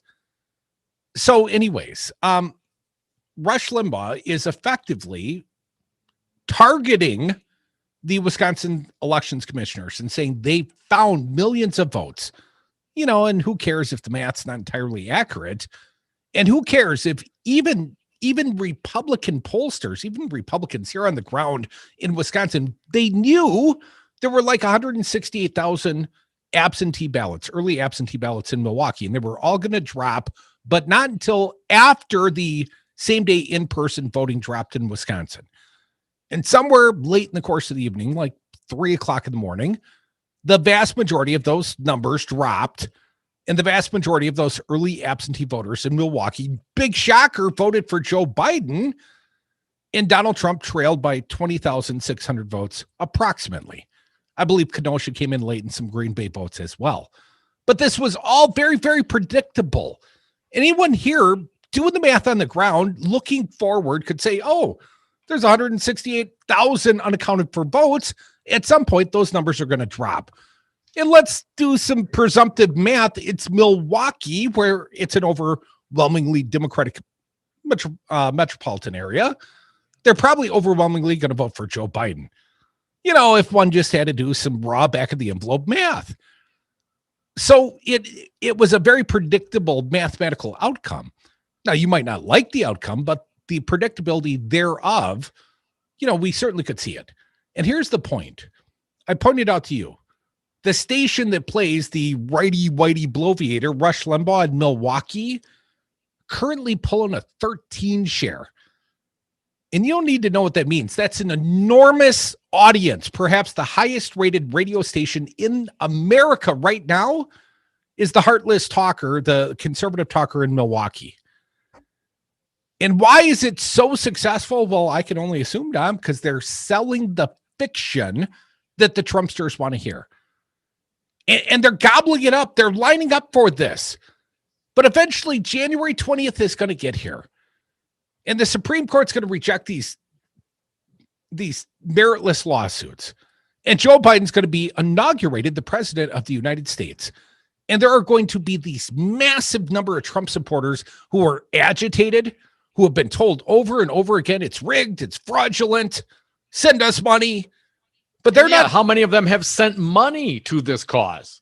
Well, that's an after consideration to what happens to them after the truth sets in, after reality sets in, after Joe Biden becomes the president. Do you think they're all going to turn on Rush Limbaugh? Are they going to turn on the elections commissioners? Are they going to turn on Joe Biden? Are they going to turn on their neighbors? That's what I'm worried about. We've got millions of agitated Trumpsters that are being fed a pure fantasy, a fiction, and there are complicit people like Rush Limbaugh, like Mark Belling, like Dan O'Donnell, like Vicki McKenna, that are there spinning the narrative and giving cover fire to these I mean, I don't even know what to call them. They're harmful. They're insightful. Someone's going to get killed over this kind of stuff. There are people out there actively threatening elections commissioners in the state of Wisconsin. And that was before Rush Limbaugh put a spotlight for millions of Trumpsters today. I wouldn't want that job. Keep the $100. I'll stay home. Who's going to want to serve on that board in the future? How are you going to get good people? People like Ann Jacobs, people like Mark Thompson. How are you going to get those quality of attorneys and people to serve on a board that really doesn't pay and perhaps can put your life in harm's way? Someone could kill you because they didn't like the advice given by your commission on early absentee voting envelope signatures. Are you freaking kidding me? 844-967-2789. Insightful as in inciting a riot, not insightful as in providing insight and thought. Well, you are so insightful for making that distinction, Dom.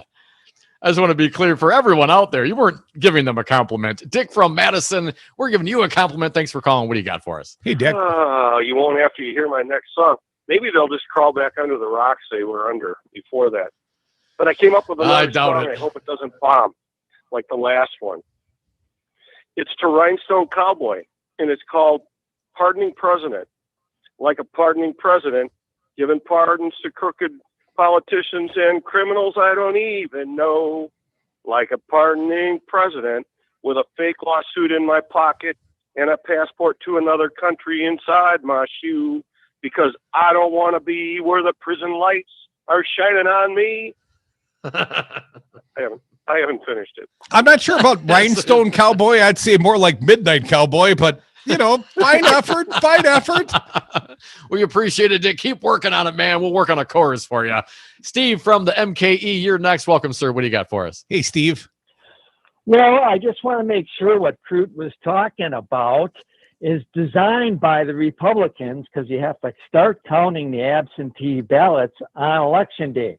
So you get those two swings. You get those two swings of when, the red car is ahead in the morning, and then maybe by like 8 o'clock at night, the red car is ahead. And then as you're grinding away of all this huge pile of absentee ballots, the blue car goes ahead. And then what bothers me is it's designed this way so they can yell fraud, fraud, fraud, but this is designed by the Republicans to run the elections this way, so you can get this crap from Brush Limbaugh. And that's the way I look at it, and that's the fact. All right, you guys take care.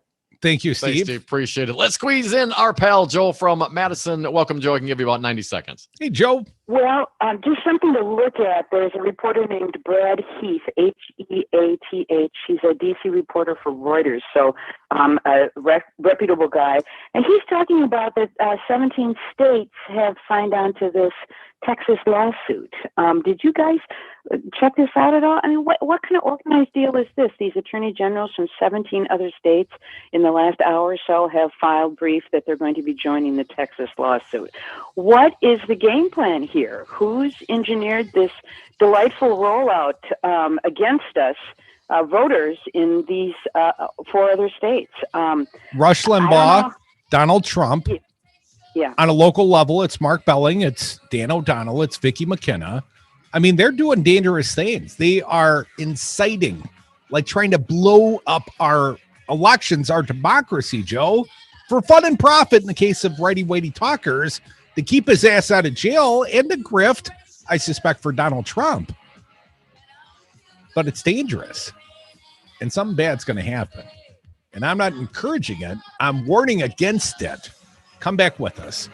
Be nice if there was an FCC that cared about right-wing talk radio hosts inciting a riot on the radio. Come back with us. Mike McCabe, Executive Director, Our Wisconsin Revolution. We're inciting something. Come back with us. Are you a small business owner or professional that would like to be featured in your own weekly Ask the Expert radio segment or show on Devil Radio? Let us help you in your business team with our broadcast professionals to create the right show or segment, setting you apart as the go-to professional and as an expert in your field. All shows and sponsored segments are podcasted. It will be professional broadcast quality. Packages from $395. Call Devil Radio today at 608-819-TALK. We did it. All across this nation, voters like you turned out in record numbers to elect Joe Biden. Now, it's time to come together to address the issue that matter most, tackling climate change, expanding access to healthcare, ensuring racial justice, and putting Americans back to work. Text ACT to 668366 to join the Move On movement to build an America for all. MoveOn.org political action paid for and is responsible for the content of this advertising. Hold.MoveOn.org not authorized by any candidate or candidates committee. You are listening to WTTN 1580 AM Columbus and W224EG 92.7 FM Madison. Always streaming at Talk 92.7 FM.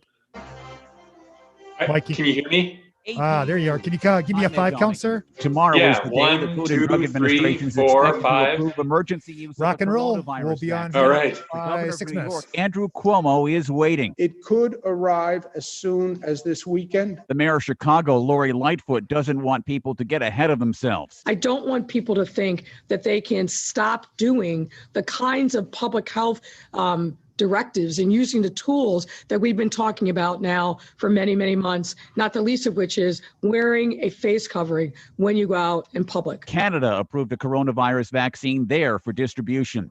President-elect Joe Biden selected retired General Lloyd Austin as defense secretary. The AP's Sagar Magani reports Senate Democrats will have to decide if they will again oppose a retired general for the job. Austin would need a waiver from a law banning officers retired fewer than 7 years from being defense secretary, which is designed to keep clear distance between military and civilian rule. I would not be asking for this exception if I did not believe this moment in our history didn't call for it. Austin says he reveres the wisdom of civilian control over the military, saying he went from General Lloyd Austin to just Lloyd Austin upon retiring 4 years ago. It is an important distinction. Some Senate Democrats who were against a waiver for Jim Mattis 4 years ago do not want to be seen as opposing Austin, who would be the first Black defense secretary.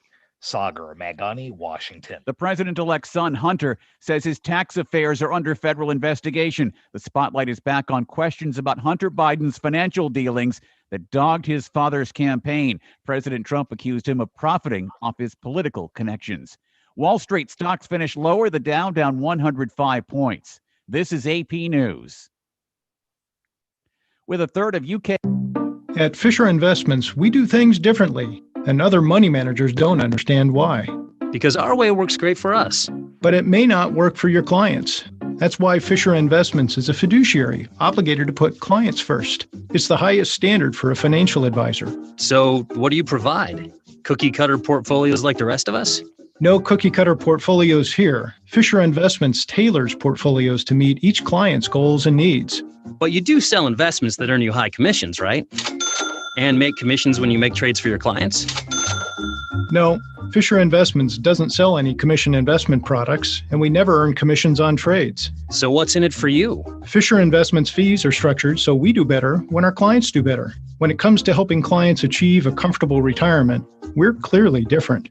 Visit FisherInvestments.com to find out why investors like you switch to us. Fisher Investments, clearly different money management. Investments in securities involve the risk of loss. This is Tony with Quality CBD. We are located on Willie Street across from the co-op. At Quality CBD, we are vertically integrated. From soil to oil and seed to sale, we grow, extract, manufacture, and distribute quality CBD oil. We also have contact-free delivery options at qualitycbd.org. Quality CBD. Legal, local, legit. 5 your local single-source IT solutions provider, specializing in cloud technology, consulting, servers, networks, and hosting. We manage your IT so you can focus on running your business. Enjoy technology. Enjoy 59s.com. Stream the Devils and progressive news and talk 24/7 at the Devil's Advocates Radio Network, Wisconsin. That's DARNWI.com. That's DARNWI.com.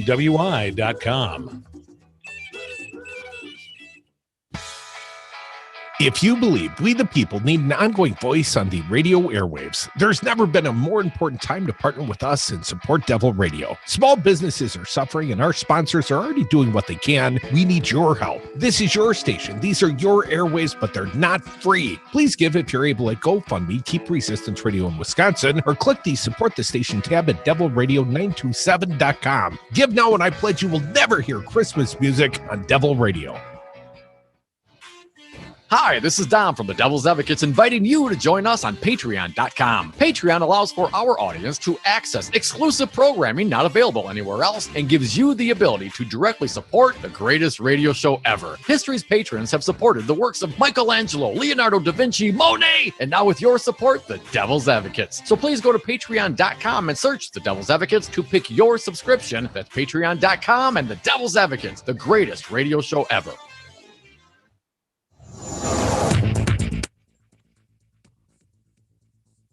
For Devil Radio, 92.7 FM and WTTN 1580 AM, I'm Luke Mathers with your headlines for Wednesday, December 9th. The Wisconsin Supreme Court on Tuesday heard arguments on Dane County's suspended public health order that had blocked most in-person instruction for public and private schools to mitigate the spread of COVID-19. The Supreme Court previously issued an injunction temporarily barring the order in a 4-3 ruling as the court's conservative-backed majority agreed to hear the challenge from religious schools and parents. Soon-to-be former State Representative Jason Fields will take the helm of the Madison Region Economic Partnership from retiring President and CEO Paul Jaden early next month, the organization announced Wednesday. You're listening to Devil Radio, 92.7 FM and WTTN 1580 AM.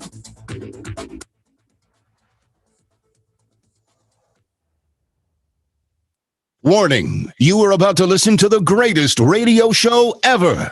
And due to contractual obligations and to shield our airwaves corporate licensees from any semblance of liability, responsibility, and gullibility, we must tell you the views represented on this show are not necessarily those of this station or its management. This radio show contains differing points of view on current political topics, and due to the nature of its contents, it should be heard by everyone. Thank you for listening. 3, 2, 1.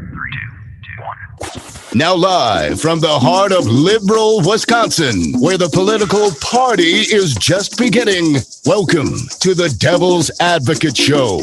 Best friends proving it's never personal, only politics. Please allow me to introduce myself. Now here are your hosts, Dom and Crute.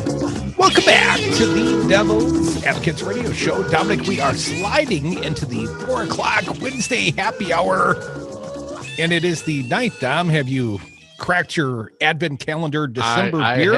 I have a fine German beer. I don't have it in front of me, but I got a mug full of excellent suds. I'm going to crack a 10 in hell. I think that's day 8. I'm so confused. We're so behind on our beer drinking. The weekends kill us, man. We got a good friend joining us live right now via Zoom. He is Mike McCabe. I wish you had something cold. We'd give you one, Mike. But I got nothing here. I got nothing, Jerry. Mike McCabe, Executive Director, Our Wisconsin Revolution. Most importantly, a friend of ours. Michael, been far too long. It's good to see you guys again. It has been a while. Yeah, thanks, Mike. Good to see you, man. Well, some traditions we're still trying to uphold. So. Cheers. Michael, gotta ask you, obviously, we're going into a budgetary cycle. And there hasn't been a ton of goodwill between, let's say, Tony Evers and the Republicans in the state of Wisconsin, since basically election night. And I'm still waiting for a Scott Walker concession speech. I don't think I ever recall seeing that. But anyways, Mike, here's the question. Tony Evers has been at it for 2 years now, and now it's his turn, budgetarily. Mike, does he have what it's going to take, the backbone it's going to take to pass anything that he's been advocating for? Do you think Tony has the will necessary to do what it's going to take, sir? He could have what it takes to get some of what he wants. Whether he will, that's an open question. But that's where I think the citizenry really needs to push him. We need to urge him to play hardball with a do-nothing legislature. Look, the budget is the one bill that has to pass every 2 years. It's the one and only piece of legislation that has to pass every 2 years. So it's the one time when there is an opportunity to get some of the things that voters want and this state sorely needs. You know, and whether you want to legalize marijuana or turn the minimum wage into a living wage, or expand Medicaid to get some people some health care, or you know, invest in renewable energy, or extend broadband to inner city neighborhoods and rural communities that can't get an internet connection. If you want to tax the rich, whatever it is you want to do, you're not going to get that through regular legislation, because the legislature has shown that it will block the governor at every turn. It has tried to strip him of his powers as best they can, and they're not going to pass any bills he wants.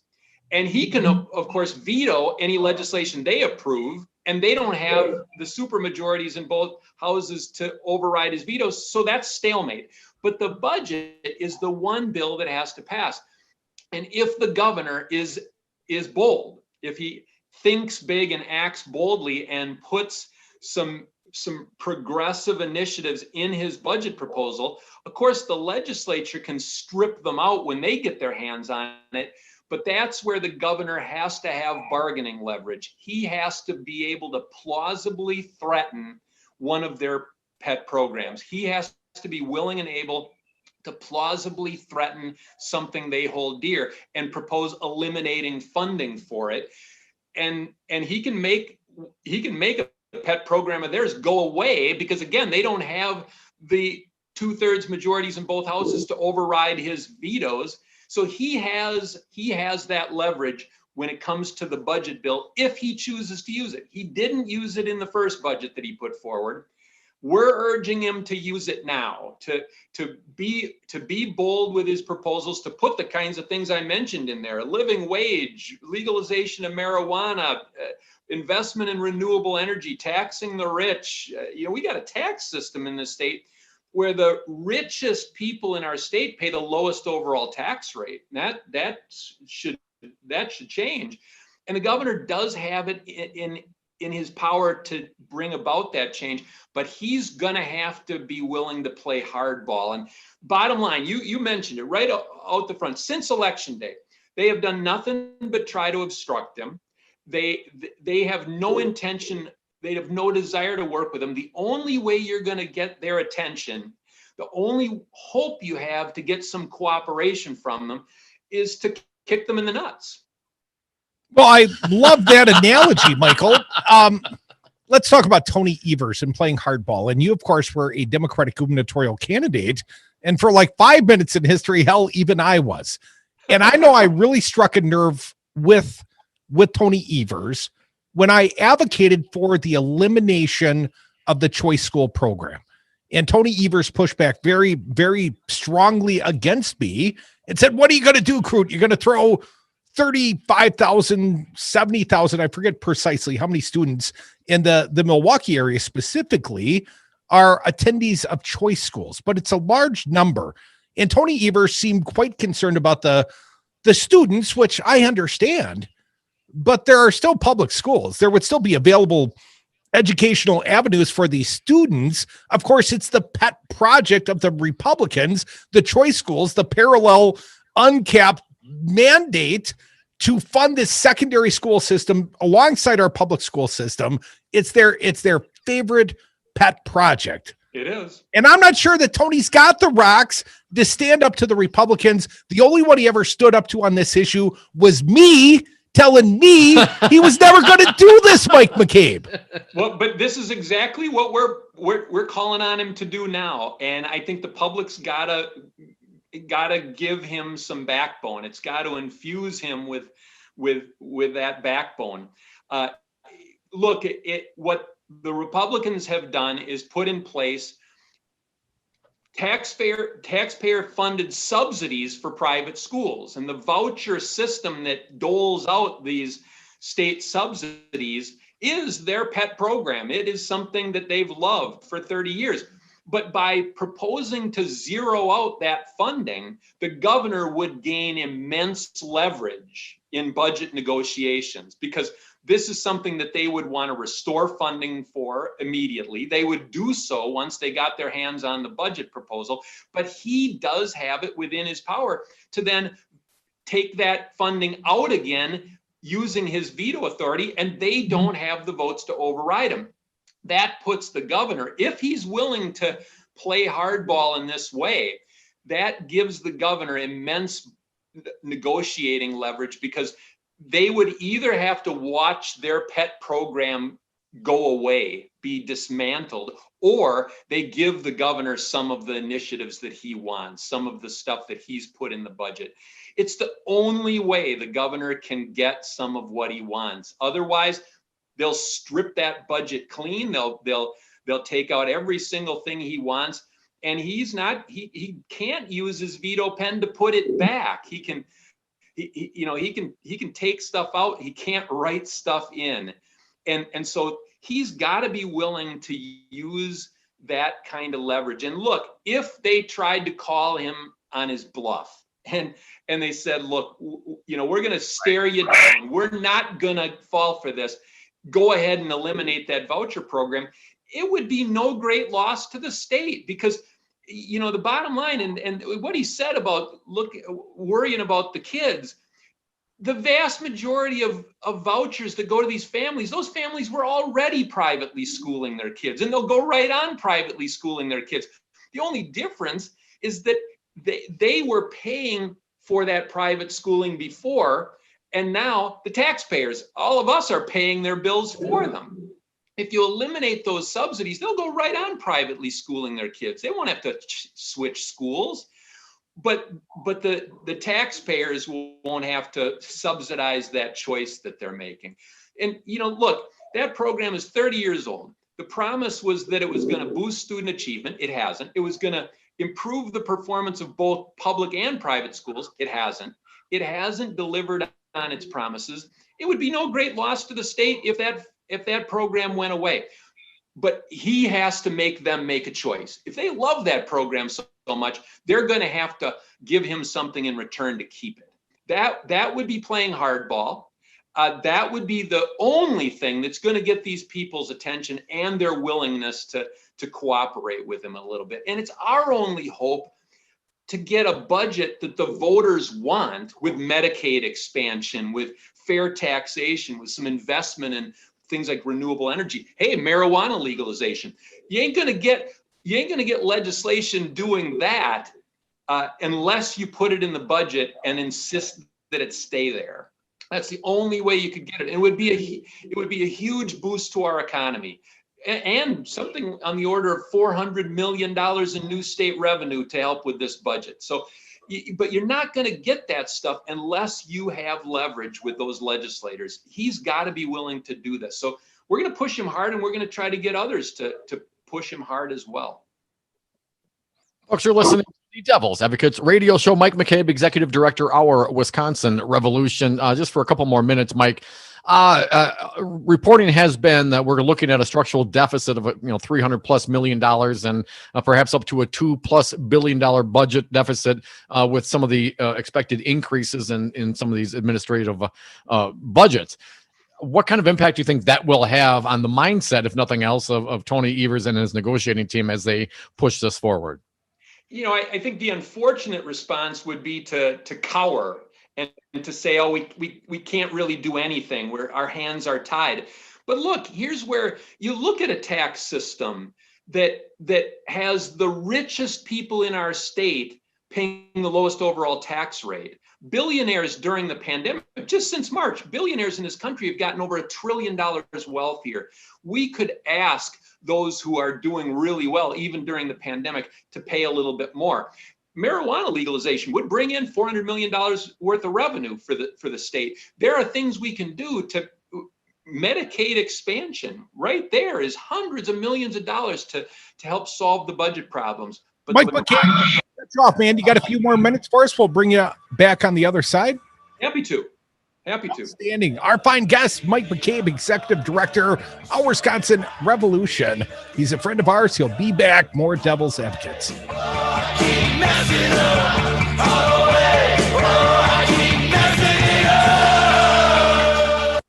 Wash your hands, avoid sick people, and touching your face. There are everyday actions to help prevent the spread of respiratory diseases. Visit cdc.gov/COVID-19. Brought to you by the National Association of Broadcasters and this station. Do you know the Devil's Advocate started as a podcast, just two buddies talking into an iPad because we thought we had something to say? Do you have something to say? Let Devil Radio guide you. Launch your own broadcast quality podcast. Utilize our studios and staff, our hosting platform, and we will even promote your podcast on Devil Radio. Monthly packages start at just $295. Devil Radio's podcast platform to launch immediately after the election. Call today to learn more. 608-819-TALK. Hey, Rocker, I heard you have a rye whiskey. I do, Jimmy. Rocker Rye Whiskey. The mash is a high rye with a touch of malted barley that makes it yummy. And Rocker Rye Whiskey is dedicated to the Madison music scene? It sure is, Jimmy. You can read the story on the back of the bottle at any of these fine locations. Star Liquor, Woodman's, Trixie's Liquor, Vic Pierce, Miller & Sons in Verona, Steve's Liquor, Total Wine, and enjoy Rocker Rye Whiskey at the Lazy Oaf Lounge and Sal's Dark Horse. Find out more at rockervodka.com. Maybe you need a more muscular voice on talk radio. Maybe you need Matt Flynn direct. In the lame duck session, the Republican gerrymandered legislature said that basically they were going to take Evers and Josh Paul's powers away. And a Republican Supreme Court upheld them. And really, contrary to Wisconsin democracy. Listen to Matt Flynn Direct every weekday from 6 to 8 a.m. only on Devil Radio 92.7 FM and WTTN 1580 AM. Madison, you say what? Each weeknight from 5 to 6, don't miss out on a single day of the Earl Ingram Show right here on Devil Radio 92.7 FM, 1580 AM. Devil Radio, your fix for progressive talk from Middleton to Monona, always streaming at DARNWI.com.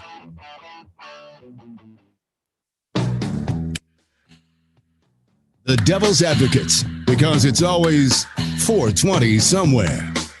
It's a time. And we are back from the 420 break. Thank you so much for listening to the Devil's Advocates radio show. If you missed any of this fine program, please go to domandcroot.com. You can listen to and download podcasts and interviews. Buddy, we got a fine guest. He stuck around. We appreciate him doing so. He is Mike McCabe, executive director of Our Wisconsin Revolution. Wants Tony Evers to fight like hell through the budgetary process.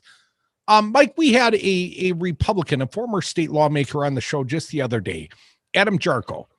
And Adam said that he thinks Tony Evers is the problem, that he can't find or from his conversations with Robin Voss, can't understand why Tony Evers won't negotiate. And I would wonder, Mike, and we're outsiders, we're looking in, we're not part of this administration, but do you think there is some common ground to be had? Do you think Tony Evers could make a deal without, threatening to take away school choice? Is there a dance partner, a willing dance partner to be had, to your opinion, sir? Well, you got to be able to bargain from a position of strength. And nobody with any common sense enters into a negotiation from a position of weakness. And if they're basically going to say, look, here, we're going to dictate terms to you, and if you don't like it, you can propose something, but we're going to strip that proposal bare, and we're going to do what we want anyway. What's the basis of negotiation there? You've got to enter into a negotiation from a position of strength. You got to be holding some cards if you're gonna seriously try to play that game of poker. And you need to negotiate, and there should be a give and take, but there has to be a reason for those Republican lawmakers to cooperate with the governor, and the governor has got to utilize what bargaining leverage he's got. He's got to supply himself. He's got to load up on some bargaining leverage before he goes into those negotiations. Mike McCabe, I hear many of the Republicans blaming the impediment not on Tony per se, but blaming it on his chief of staff, Maggie Gao. And I dealt with her. She was the campaign manager, and she's a strong-willed human being. But my question, do you think it's Tony, or could it be his chief of staff?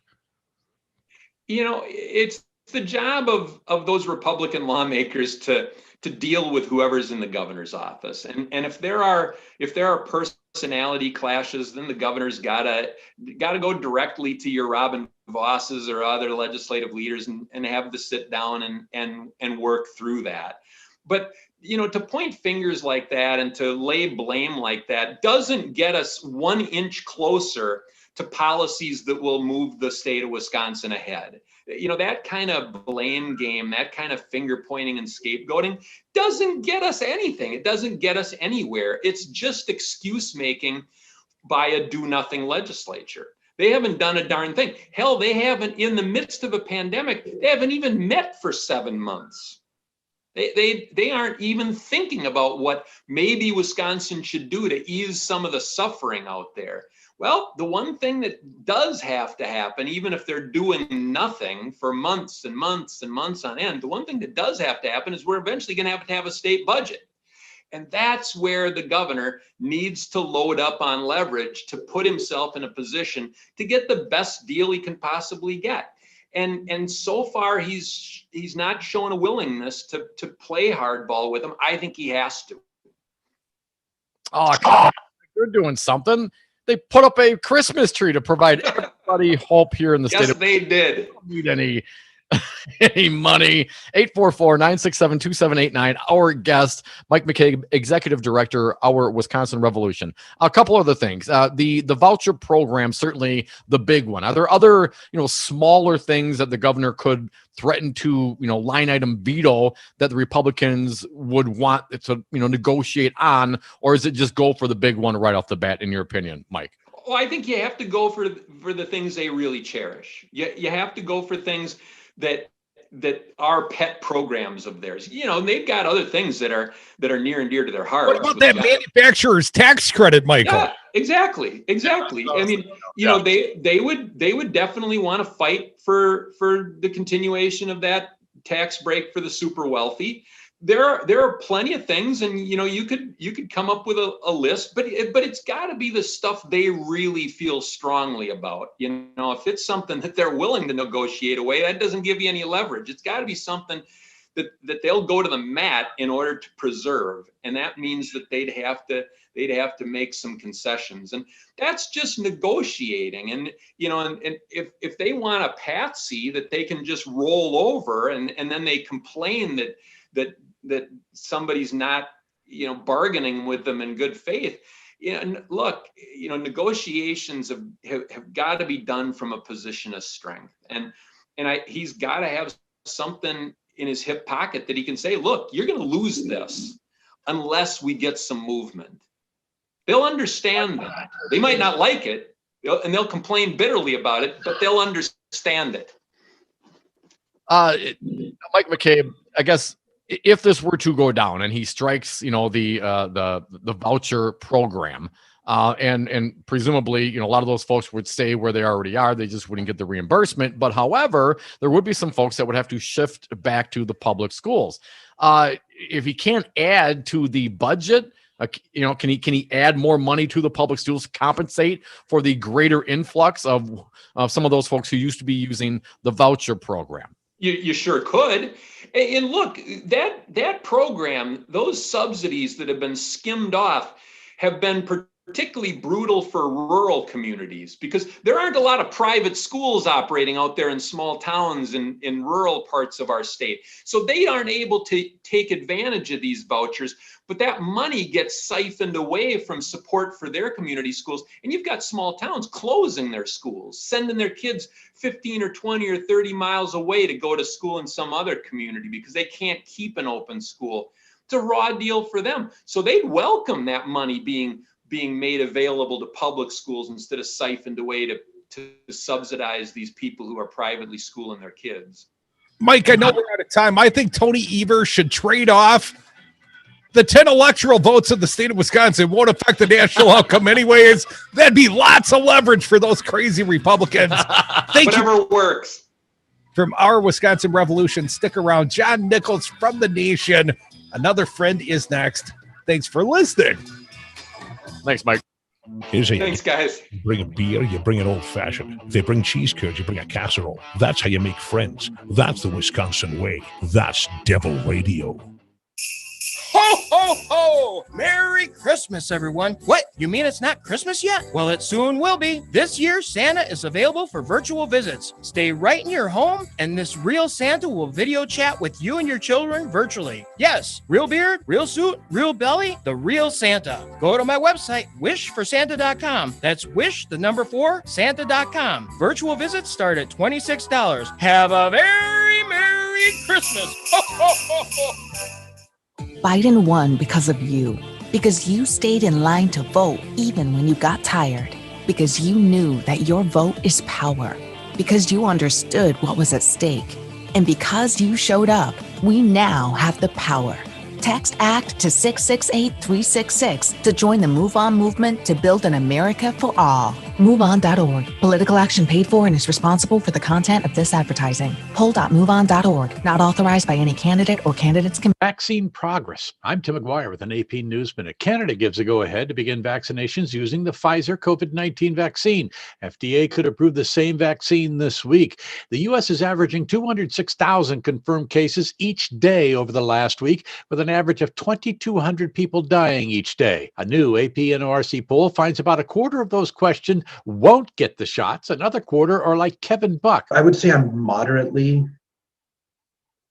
trustful of it. I'm not because of not trusting the government or anything like that. I don't know.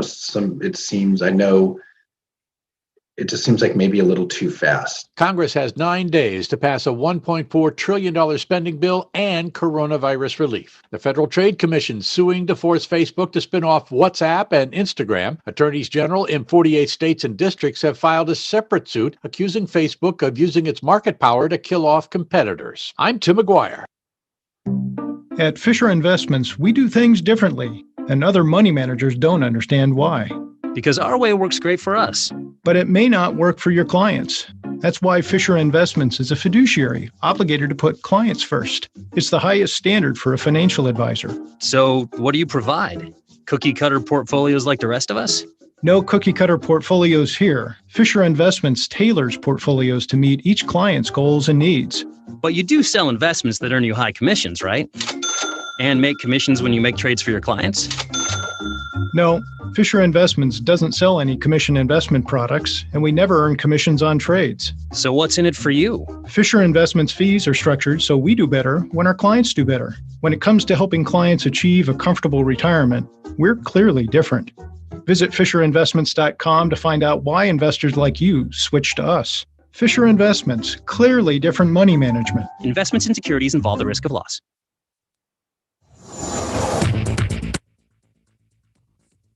For Devil Radio, 92.7 FM and WTTN 1580 AM, I'm Luke Mathers with your headlines for Wednesday, December 9th. Wisconsin faces another effort seeking to overturn the November 3rd presidential election, this time in the U.S. Supreme Court, as the state becomes the only one in the nation to miss a federal deadline to finalize its election results. But a unanimous decision by the nation's highest court on Tuesday to reject a similar lawsuit over Pennsylvania's election outcome signals to President Donald Trump and his allies that their effort to invalidate Wisconsin votes likely won't succeed.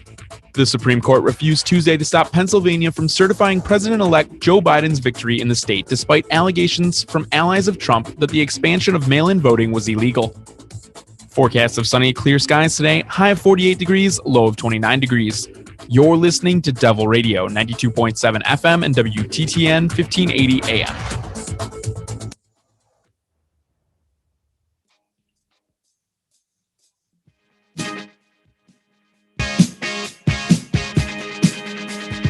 When they go low, we get high. Dom and Krutz are the Devil's Advocates. Welcome back to the Devil's Advocates Radio Show. Dominic, the 4 o'clock happy hour. It continues. I want to thank our most recent guest, a fine one, a friend of ours, Mike McCabe, Executive Director of Our Wisconsin Revolution. And Dominic, we welcome right now live via phone, John Nichols, National Affairs Correspondent with The Nation. John, welcome back to the Devil's Advocates Radio Show. What an honor to be with you. Thank you, John. All righty. John, got to ask you about the big one, the Texas lawsuit targeting Wisconsin and other swing states. This has got to be the one that sticks for suresy, John. Yeah. It must be. Donald Trump was tweeting about it. Well, yeah, I mean, because it had that word quadrillion, right? Did you see that? I was unfamiliar with the word. That's the statistical probability that when Donald Trump went to bed that night, Joe Biden was going to be the president, according to him and the so-called bookies. Yeah. So that's what I like about that is they had double quadrillion in there. They had a quadrillion. It was like a, 1 in a quadrillion chance that a Democrat could win Wisconsin and Michigan and Georgia and Pennsylvania. And that's going to come as news to Franklin Roosevelt, who won all 4 of them twice. But they also said there's a 1 in a quadrillion times exponential warp speed, outer space, triple time chance that Biden could have won when Trump was so far ahead on election night. So they got quadrillion in there twice.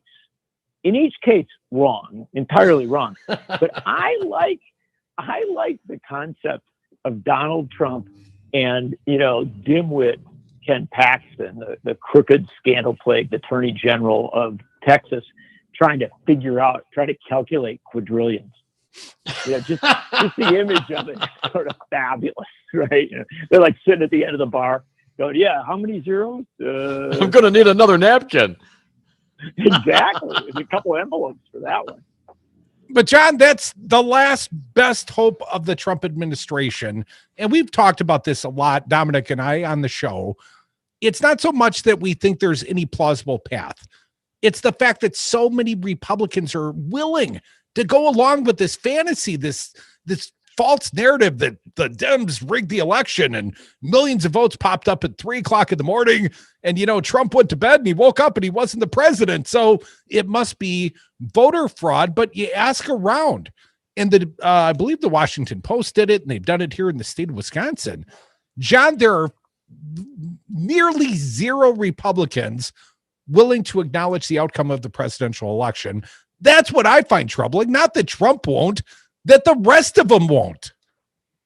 Oh, it's worse than that. Today, this really trash lawsuits, right? It's as bad as it gets. And it's just, Ken Paxton's probably looking for a presidential pardon for all the crimes he's been charged with or is being investigated for. So you can understand why you give him credit for what he did. That's understandable. It's like, oh man, I'm in a lot of trouble. I better file a bogus lawsuit that'll please Donald Trump. But that's the real art of the deal, John. It is, man. It's not that hard. 154 pages of typing. He probably stayed up late, the other night and put it together. But 17 attorneys general from states, Republican AGs from around the country this afternoon filed an amicus brief supporting the Texas lawsuit, right? So this isn't just one crazy attorney general in Texas trying to get out from under his scandals. You got 8, he and now 17 others are backing this thing up. And so this tells you how thoroughly corrupted this is. Because you can imagine this, you go to law school, you work your way up as an assistant attorney general, maybe you're a judge or something like that, and then you finally run for and get elected attorney general of your state. And then you shred your entire reputation by, rolling the dice on the quadrillion lawsuit. Folks, you're listening to the Devil's Advocates radio show. That's John Nichols. He's the national affairs correspondent with The Nation magazine. Friend of ours joining us. Appreciate it, John.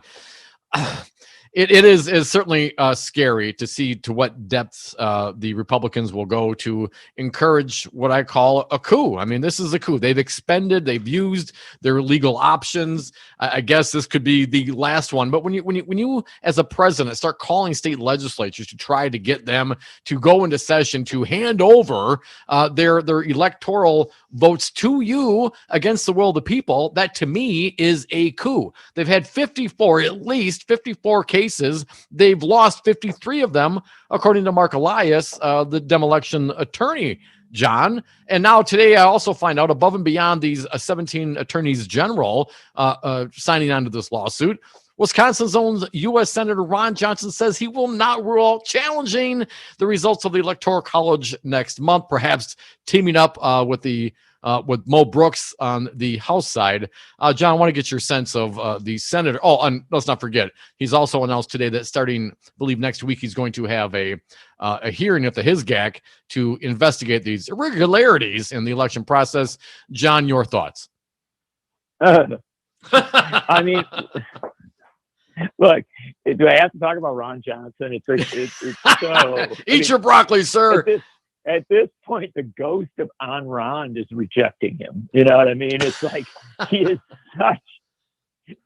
such a loser. You know, such a pathetic character. And you know, it's like I mean, just imagine that you're so far gone. You're so out on the, you know, bizarro world, you know, ledge, that you're staking everything on defending Donald Trump's claims here, right? That's what you're going to do. It's pathetic. It's embarrassing. This is a guy who, you know, is a climate change denialist. He's a COVID denialist, or at least, you know, some kind of weird, you know, super cures for it. He's a democracy denialist. I mean, there are conspiracy theorists who are embarrassed to be seen in the same room as Ron Johnson, right? And yet, I have to tell you, what he's doing, unfortunately, is significant, because there's a subtlety to the law to the law and to the character as regards challenges at the congressional level to a presidential result. You have to have members of the House and at least one member of the Senate, just to kind of get it to the next stage. And so Johnson saying he will do this raises the very significant likelihood that we will have, you know, some sort of conflict on the floor of Congress about this election, which, by the way, you know, Christopher Krebs says is the most secure in American history. So this madness, this, you know, big lie, it's going to keep going. It's going to continue to have traction. And part of the reason for it is not the dispensable lunatics like Trump and Ken Paxton, but people who ought to know better, like these 17 attorneys general who signed on, and people who, frankly, just ought to be doing something other than being a U.S. senator, like Ron Johnson. John, you know, but unfortunately, it's not about knowing better. And I'm not, and I know you're not supposed to, you know, question the judgment or question their motivations. But apparently, you know, Mark Becker from Green Bay, I think a former Republican, had a conversation with Ron Johnson where Johnson basically admitted, yeah, Biden won, but I can't admit that. That'd be political suicide. So it's not like they don't know. It's just they're going along with the game. And in some regards, I find that even more dastardly. I mean, what end? You know, to cash out, to make more money, to run for re-election. I mean, the damage that is going to be done to this country for this grift is hard to calculate, John. It is hard to calculate, but you do understand where it's coming from. It's like you look at Kelly Loeffler down in Georgia. How did she get that Republican nomination, or how did she get through that initial special election, defeating more credible Republicans, right? Well, she showed the way. She went all in for the craziest pro-Trump position, right? She went to the extreme, and the evidence is that in primaries and in where Republicans are kind of choosing up sides, they go for the most extreme pro-Trump person. And so you see this with Ron Johnson, you see this with all sorts of other folks. I mean, here's the bottom line, right? They recognize that they are more likely to be punished in their primaries than they are in general elections. And I know that's sad, but it is simply true. our media, for better or worse, once you get into a general election cycle, tends to treat these people seriously, right? Ron Johnson has been treated he's still treated relatively seriously by Wisconsin media. Well, not by this panel, sir. I understand he's having a rough time this hour or this half hour, but by and large, he goes out, he does his interviews, and they're like, what do you think about, COVID-19 or something like that? And he says, well, I've got some radon cure for it or something, and so he's treated seriously, and because of that, the fear is always more on the primary side than it is in the general election side. And this is a problem of our politics. I hate to get serious on you, but this is a problem of our politics, and this is what you are going to see. I expect that there is a high level of cynicism on the part of Ron Johnson here, as there is on the part of a lot of these other folks. By the same token, with all due respect, there's a lot of evidence that Ron Johnson, while cynical, is also perhaps a little more easily talked into a crazy idea than some Republican senators. Secret societies, John. John Nichols from The Nation. Where's the handshake? I forgot. Our fine guest for a few more minutes. John, my greatest fear is that, Trump might be grifting and Paxton might be seeking a pardon, and hell, Ron Johnson might be afraid of committing political suicide.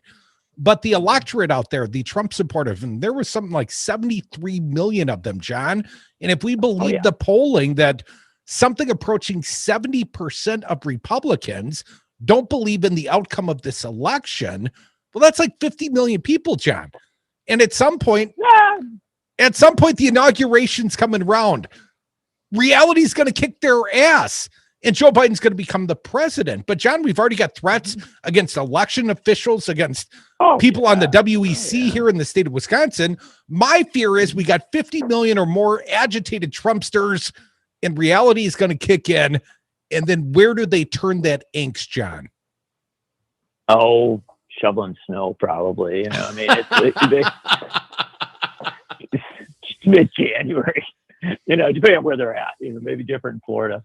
But I look, I think we have to accept that we've entered the internet troll stage of this country's history.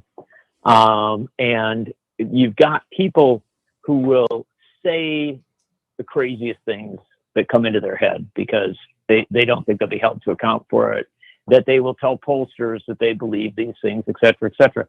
My sense is that once Biden is in fact sworn in, I think most of these people kind of go back to, I don't know, wearing tinfoil hats or whatever, and, living their lives.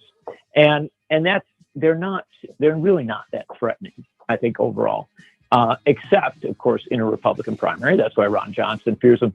But I do think this is the deeper threat. The bigger problem is that this is what the Republican Party is going to be going forward. Yeah. And that's a dangerous thing because you may get somebody at the head of the Republican Party who is able to present it in a slightly more responsible way.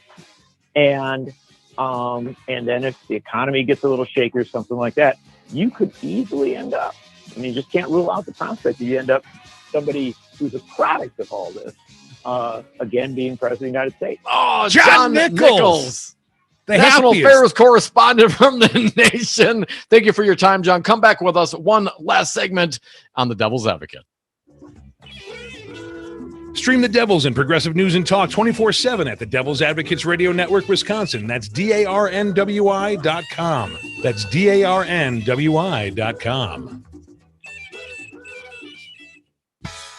My life's mission was to defeat Donald Trump and turn Wisconsin blue. Mission accomplished, but the battle has only just begun. Devil Radio and WTTN 1580 AM have continued broadcasting the truth, persevering through the pandemic, supporting public health professionals, and turning out the vote in Madison and Dane County in record numbers. Can you help us survive and thrive for the battles to come? Please consider giving a contribution at GoFundMe. Keep Resistance Radio in Wisconsin. Every dollar helps us continue and makes us stronger. The Lazy Oaf Lounge is Madison's East Side place for friends and family. Whether it's for lunch or dinner, you know you're in for a tasty treat. Awesome apps, burgers, pizza, and the best fish fry in Madison. And join us to cheer on the green and gold with 50-cent wings, beer bucket specials, and free Jell-O shots with every Green Bay touchdown. Plenty of TVs inside or out on the patio. The Lazy Oaf Lounge, 1617 North Stoughton Road, and online at lazyoaflounge.com. Hey folks, Jimmy K here from Hotel K Pet Sitting and Dog Walking. Hotel K is your pet's new best friend, offering dog walks, cat care visits, and professional house sitting in the greater Madison area. Our pet sitters are experienced, dependable, and offer you peace of mind while you're away. Schedule now at freebellyrubs.com. freebellyrubs.com. Hotel K Pet Sitting and Dog Walking. freebellyrubs.com. Join me, Stephanie Miller, and the entire Sexy Liberal Resistance every morning from 8 to 11 for the Stephanie Miller Show right here on 92.7 FM and WTTN 1580 AM. Listen live Monday through Friday on Devil Radio, Wisconsin's home for progressive news talk radio. Cut through the bullshit. Get the information the deep state doesn't want you to know. Only on Devil Radio, 92.7 FM and WTTN 1580 AM. The Devil's Advocates, radio for the 99%. And we are back. Thank you for listening to the Devil's Advocates radio show. Last segment of the day. If you got something to say, join us right now at 844-967-2789. Dominic, want to thank our most recent guest, another fine one. Nothing but the finest guest around here, John Nichols, National Affairs Correspondent at The Nation magazine. John, thank you, sir, for coming round. And Dominic, I wanted to turn our attention to something I got wrong. And do we have time? I mean, we only have one segment left. Maybe we should save that for tomorrow's show. We got 3 hours then. Well, you know, I may never get anything else wrong ever again. There's a chance. Anyways, Dom, I wanted to apologize to Justice Brian Hagedorn of the Wisconsin Supreme Court. Perhaps I misjudged the man. And my greatest fear, and I told you this, or at least a fear I expressed on the radio for the sake of you and the audience, is that the Wisconsin Supreme Court, the conservative bloc thereof, was going to be willing to sell their souls, and not for rock and roll, for Donald Trump. They were going to overturn the will of Wisconsin electors. And I think 3 of them still would. I mean, I don't think I was that far off. If Dan Kelly were still on the court, if Jill Karofsky had not been elected in April, and you're welcome, Justice Karofsky. I like to think we played our part, but had she not been elected in April, there is a very high likelihood, to my opinion, that Kelly would have voted with the other 3 loonball conservatives on the court, and they would potentially have overturned the will of Wisconsin voters, millions of them. And anyway, so my apologies to Hagedorn, and I've been meaning to get to this topic because Hagedorn he's shown judicial independence. I want that. That's exactly what I want. Yeah. And I hear what you're saying. I just want to interject just one moment. Essentially, to my understanding, the Wisconsin Supreme Court said you got to go through the normal process. You know, you got to go through the circuit courts. I mean, it still could get kicked back Hagedorn up to them. Said that effectively. Yes, right.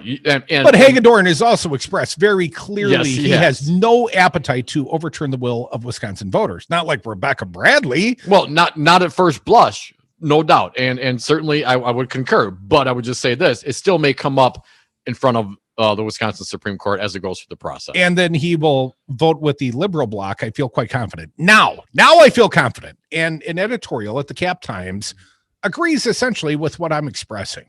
Politicians and pundits show their ignorance when they refer to the Wisconsin Supreme Court as having a conservative majority. What the court has is an even divide between three progressive jurists who respect their oaths to uphold the Constitution of the United States and state of Wisconsin, and three partisan judicial activists who can casually disregard the rule of law if it might benefit their Republican allies and corporate paymasters.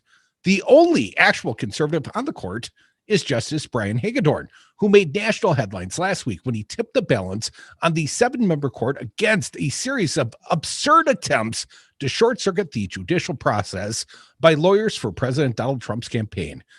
As part of a national effort to reverse the will of the people who elected Democrat Joe Biden as president, the Trump campaign is attempting to use the courts to disenfranchise more than 220,000 Wisconsin voters in a desperate attempt to flip the state's electoral college votes to the defeated Republican.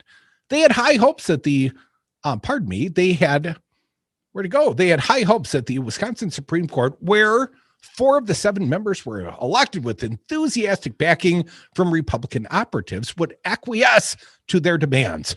But Hagedorn said no. The justice broke with Chief Justice Patience Rogensack and Justices Annette Ziegler and Rebecca Bradley, 3 members of the court who, like Hagedorn, received significant Republican support when campaigning for a place of titularly nonpartisan bench on several cases related to the 2020 presidential election. In those cases, Hagedorn chose to side with the court's 3 progressive members, Ann Walsh Bradley, Rebecca Dallett, and Jill Karofsky, in rejecting the Trump team's scheme to have the Supreme Court engage in a hyper-partisan rush to judgment. Dominic Hagedorn did not make his move quietly. He took the lead in rejecting arguments from the Trump campaign and from groups that seek to advance the president's anti-democratic agenda. In blunt language, he identified those arguments as what they are: extreme and irresponsible. In my little addition, they're downright jackassery. Crudy, the relief being sought by the petitioners is the most dramatic invocation of judicial power I have ever seen, Hagedorn wrote with regard to several lawsuits the court rejected this week. While the rough and tumble world of electoral politics may be the prism through which many view this litigation, it cannot be so for us. In these hallowed halls, the law must rule.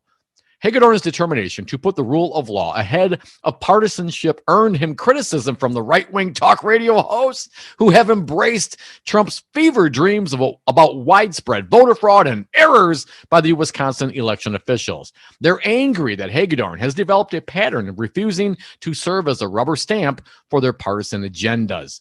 Amid all the finger-pointing and blame-laying, casual observers of Wisconsin's turbulent judicial branch might imagine that Hagedorn is repositioning himself as a moderate member of the High Court, but that's not an accurate read of what's happening. Hagedorn is what he has always been, a conservative, a former assistant attorney general under Republican Attorney General J.B. Van Hollen, who went to serve as chief legal counsel for Republican Scott Walker and helped draft Walker's loathsome 2011 budget repair bill, and was later appointed by Walker to a Wisconsin Court of Appeals judgeship. He's been active with the right-wing Federalist Society, and he's got a record of taking socially, conservative positions, Dom. Yes, please continue, Michael. With which this newspaper strongly disagrees. I appreciate that. Hagedorn was elected to the Supreme Court in 2019 without the support of this newspaper, writes the Cap Times editorial, or this panel. And we continue to have our differences with him on many matters of law and policy. Yet, Hagedorn has, since joining the 7-member court last year, chosen to serve as a serious and independent-minded jurist who considers cases based on the facts and on the merits of the arguments made in the legal briefs presented to the justices. The justice has shown his independence, not merely on several cases involving election disputes and voting rights, but also on an early case involving efforts by Republican legislators to upend the efforts of Governor Tony Evers to prevent the spread of COVID-19. In doing so, Hagedorn has refused to bend to the dictates of President Donald Trump, Assembly Speaker Robin Vos, the Republican operatives who have, over much of the past decade, imagined the Supreme Court as a tool for the advancement of their personal and political agendas. His seriousness and independence doesn't make him any less conservative. What it does is distinguish the justice from the so-called conservatives on the High Court. Well, because the so-called conservatives are hacks, and Brian Hagedorn is not a hack. He's an honest and honorable jurist. This does not mean that we'll always agree with him. We know that we are sure that justice does that. It is possible to be honest and honorable and still wrong. What it does mean is that we respect Brian Hagedorn's independence and integrity, his sincere efforts in recent days to defend both the rule of law and the right of Wisconsin voters to cast their ballots and to have those ballots counted. I commend you, Justice Brian Hagedorn. I want to get that on the record. Thank you, Mike McCabe. Thank you, John Nichols. Thank you, Jimmy Cave, for filling in. Stick around. Earl Ingram's next. Thanks, Dom. Enjoy the beer.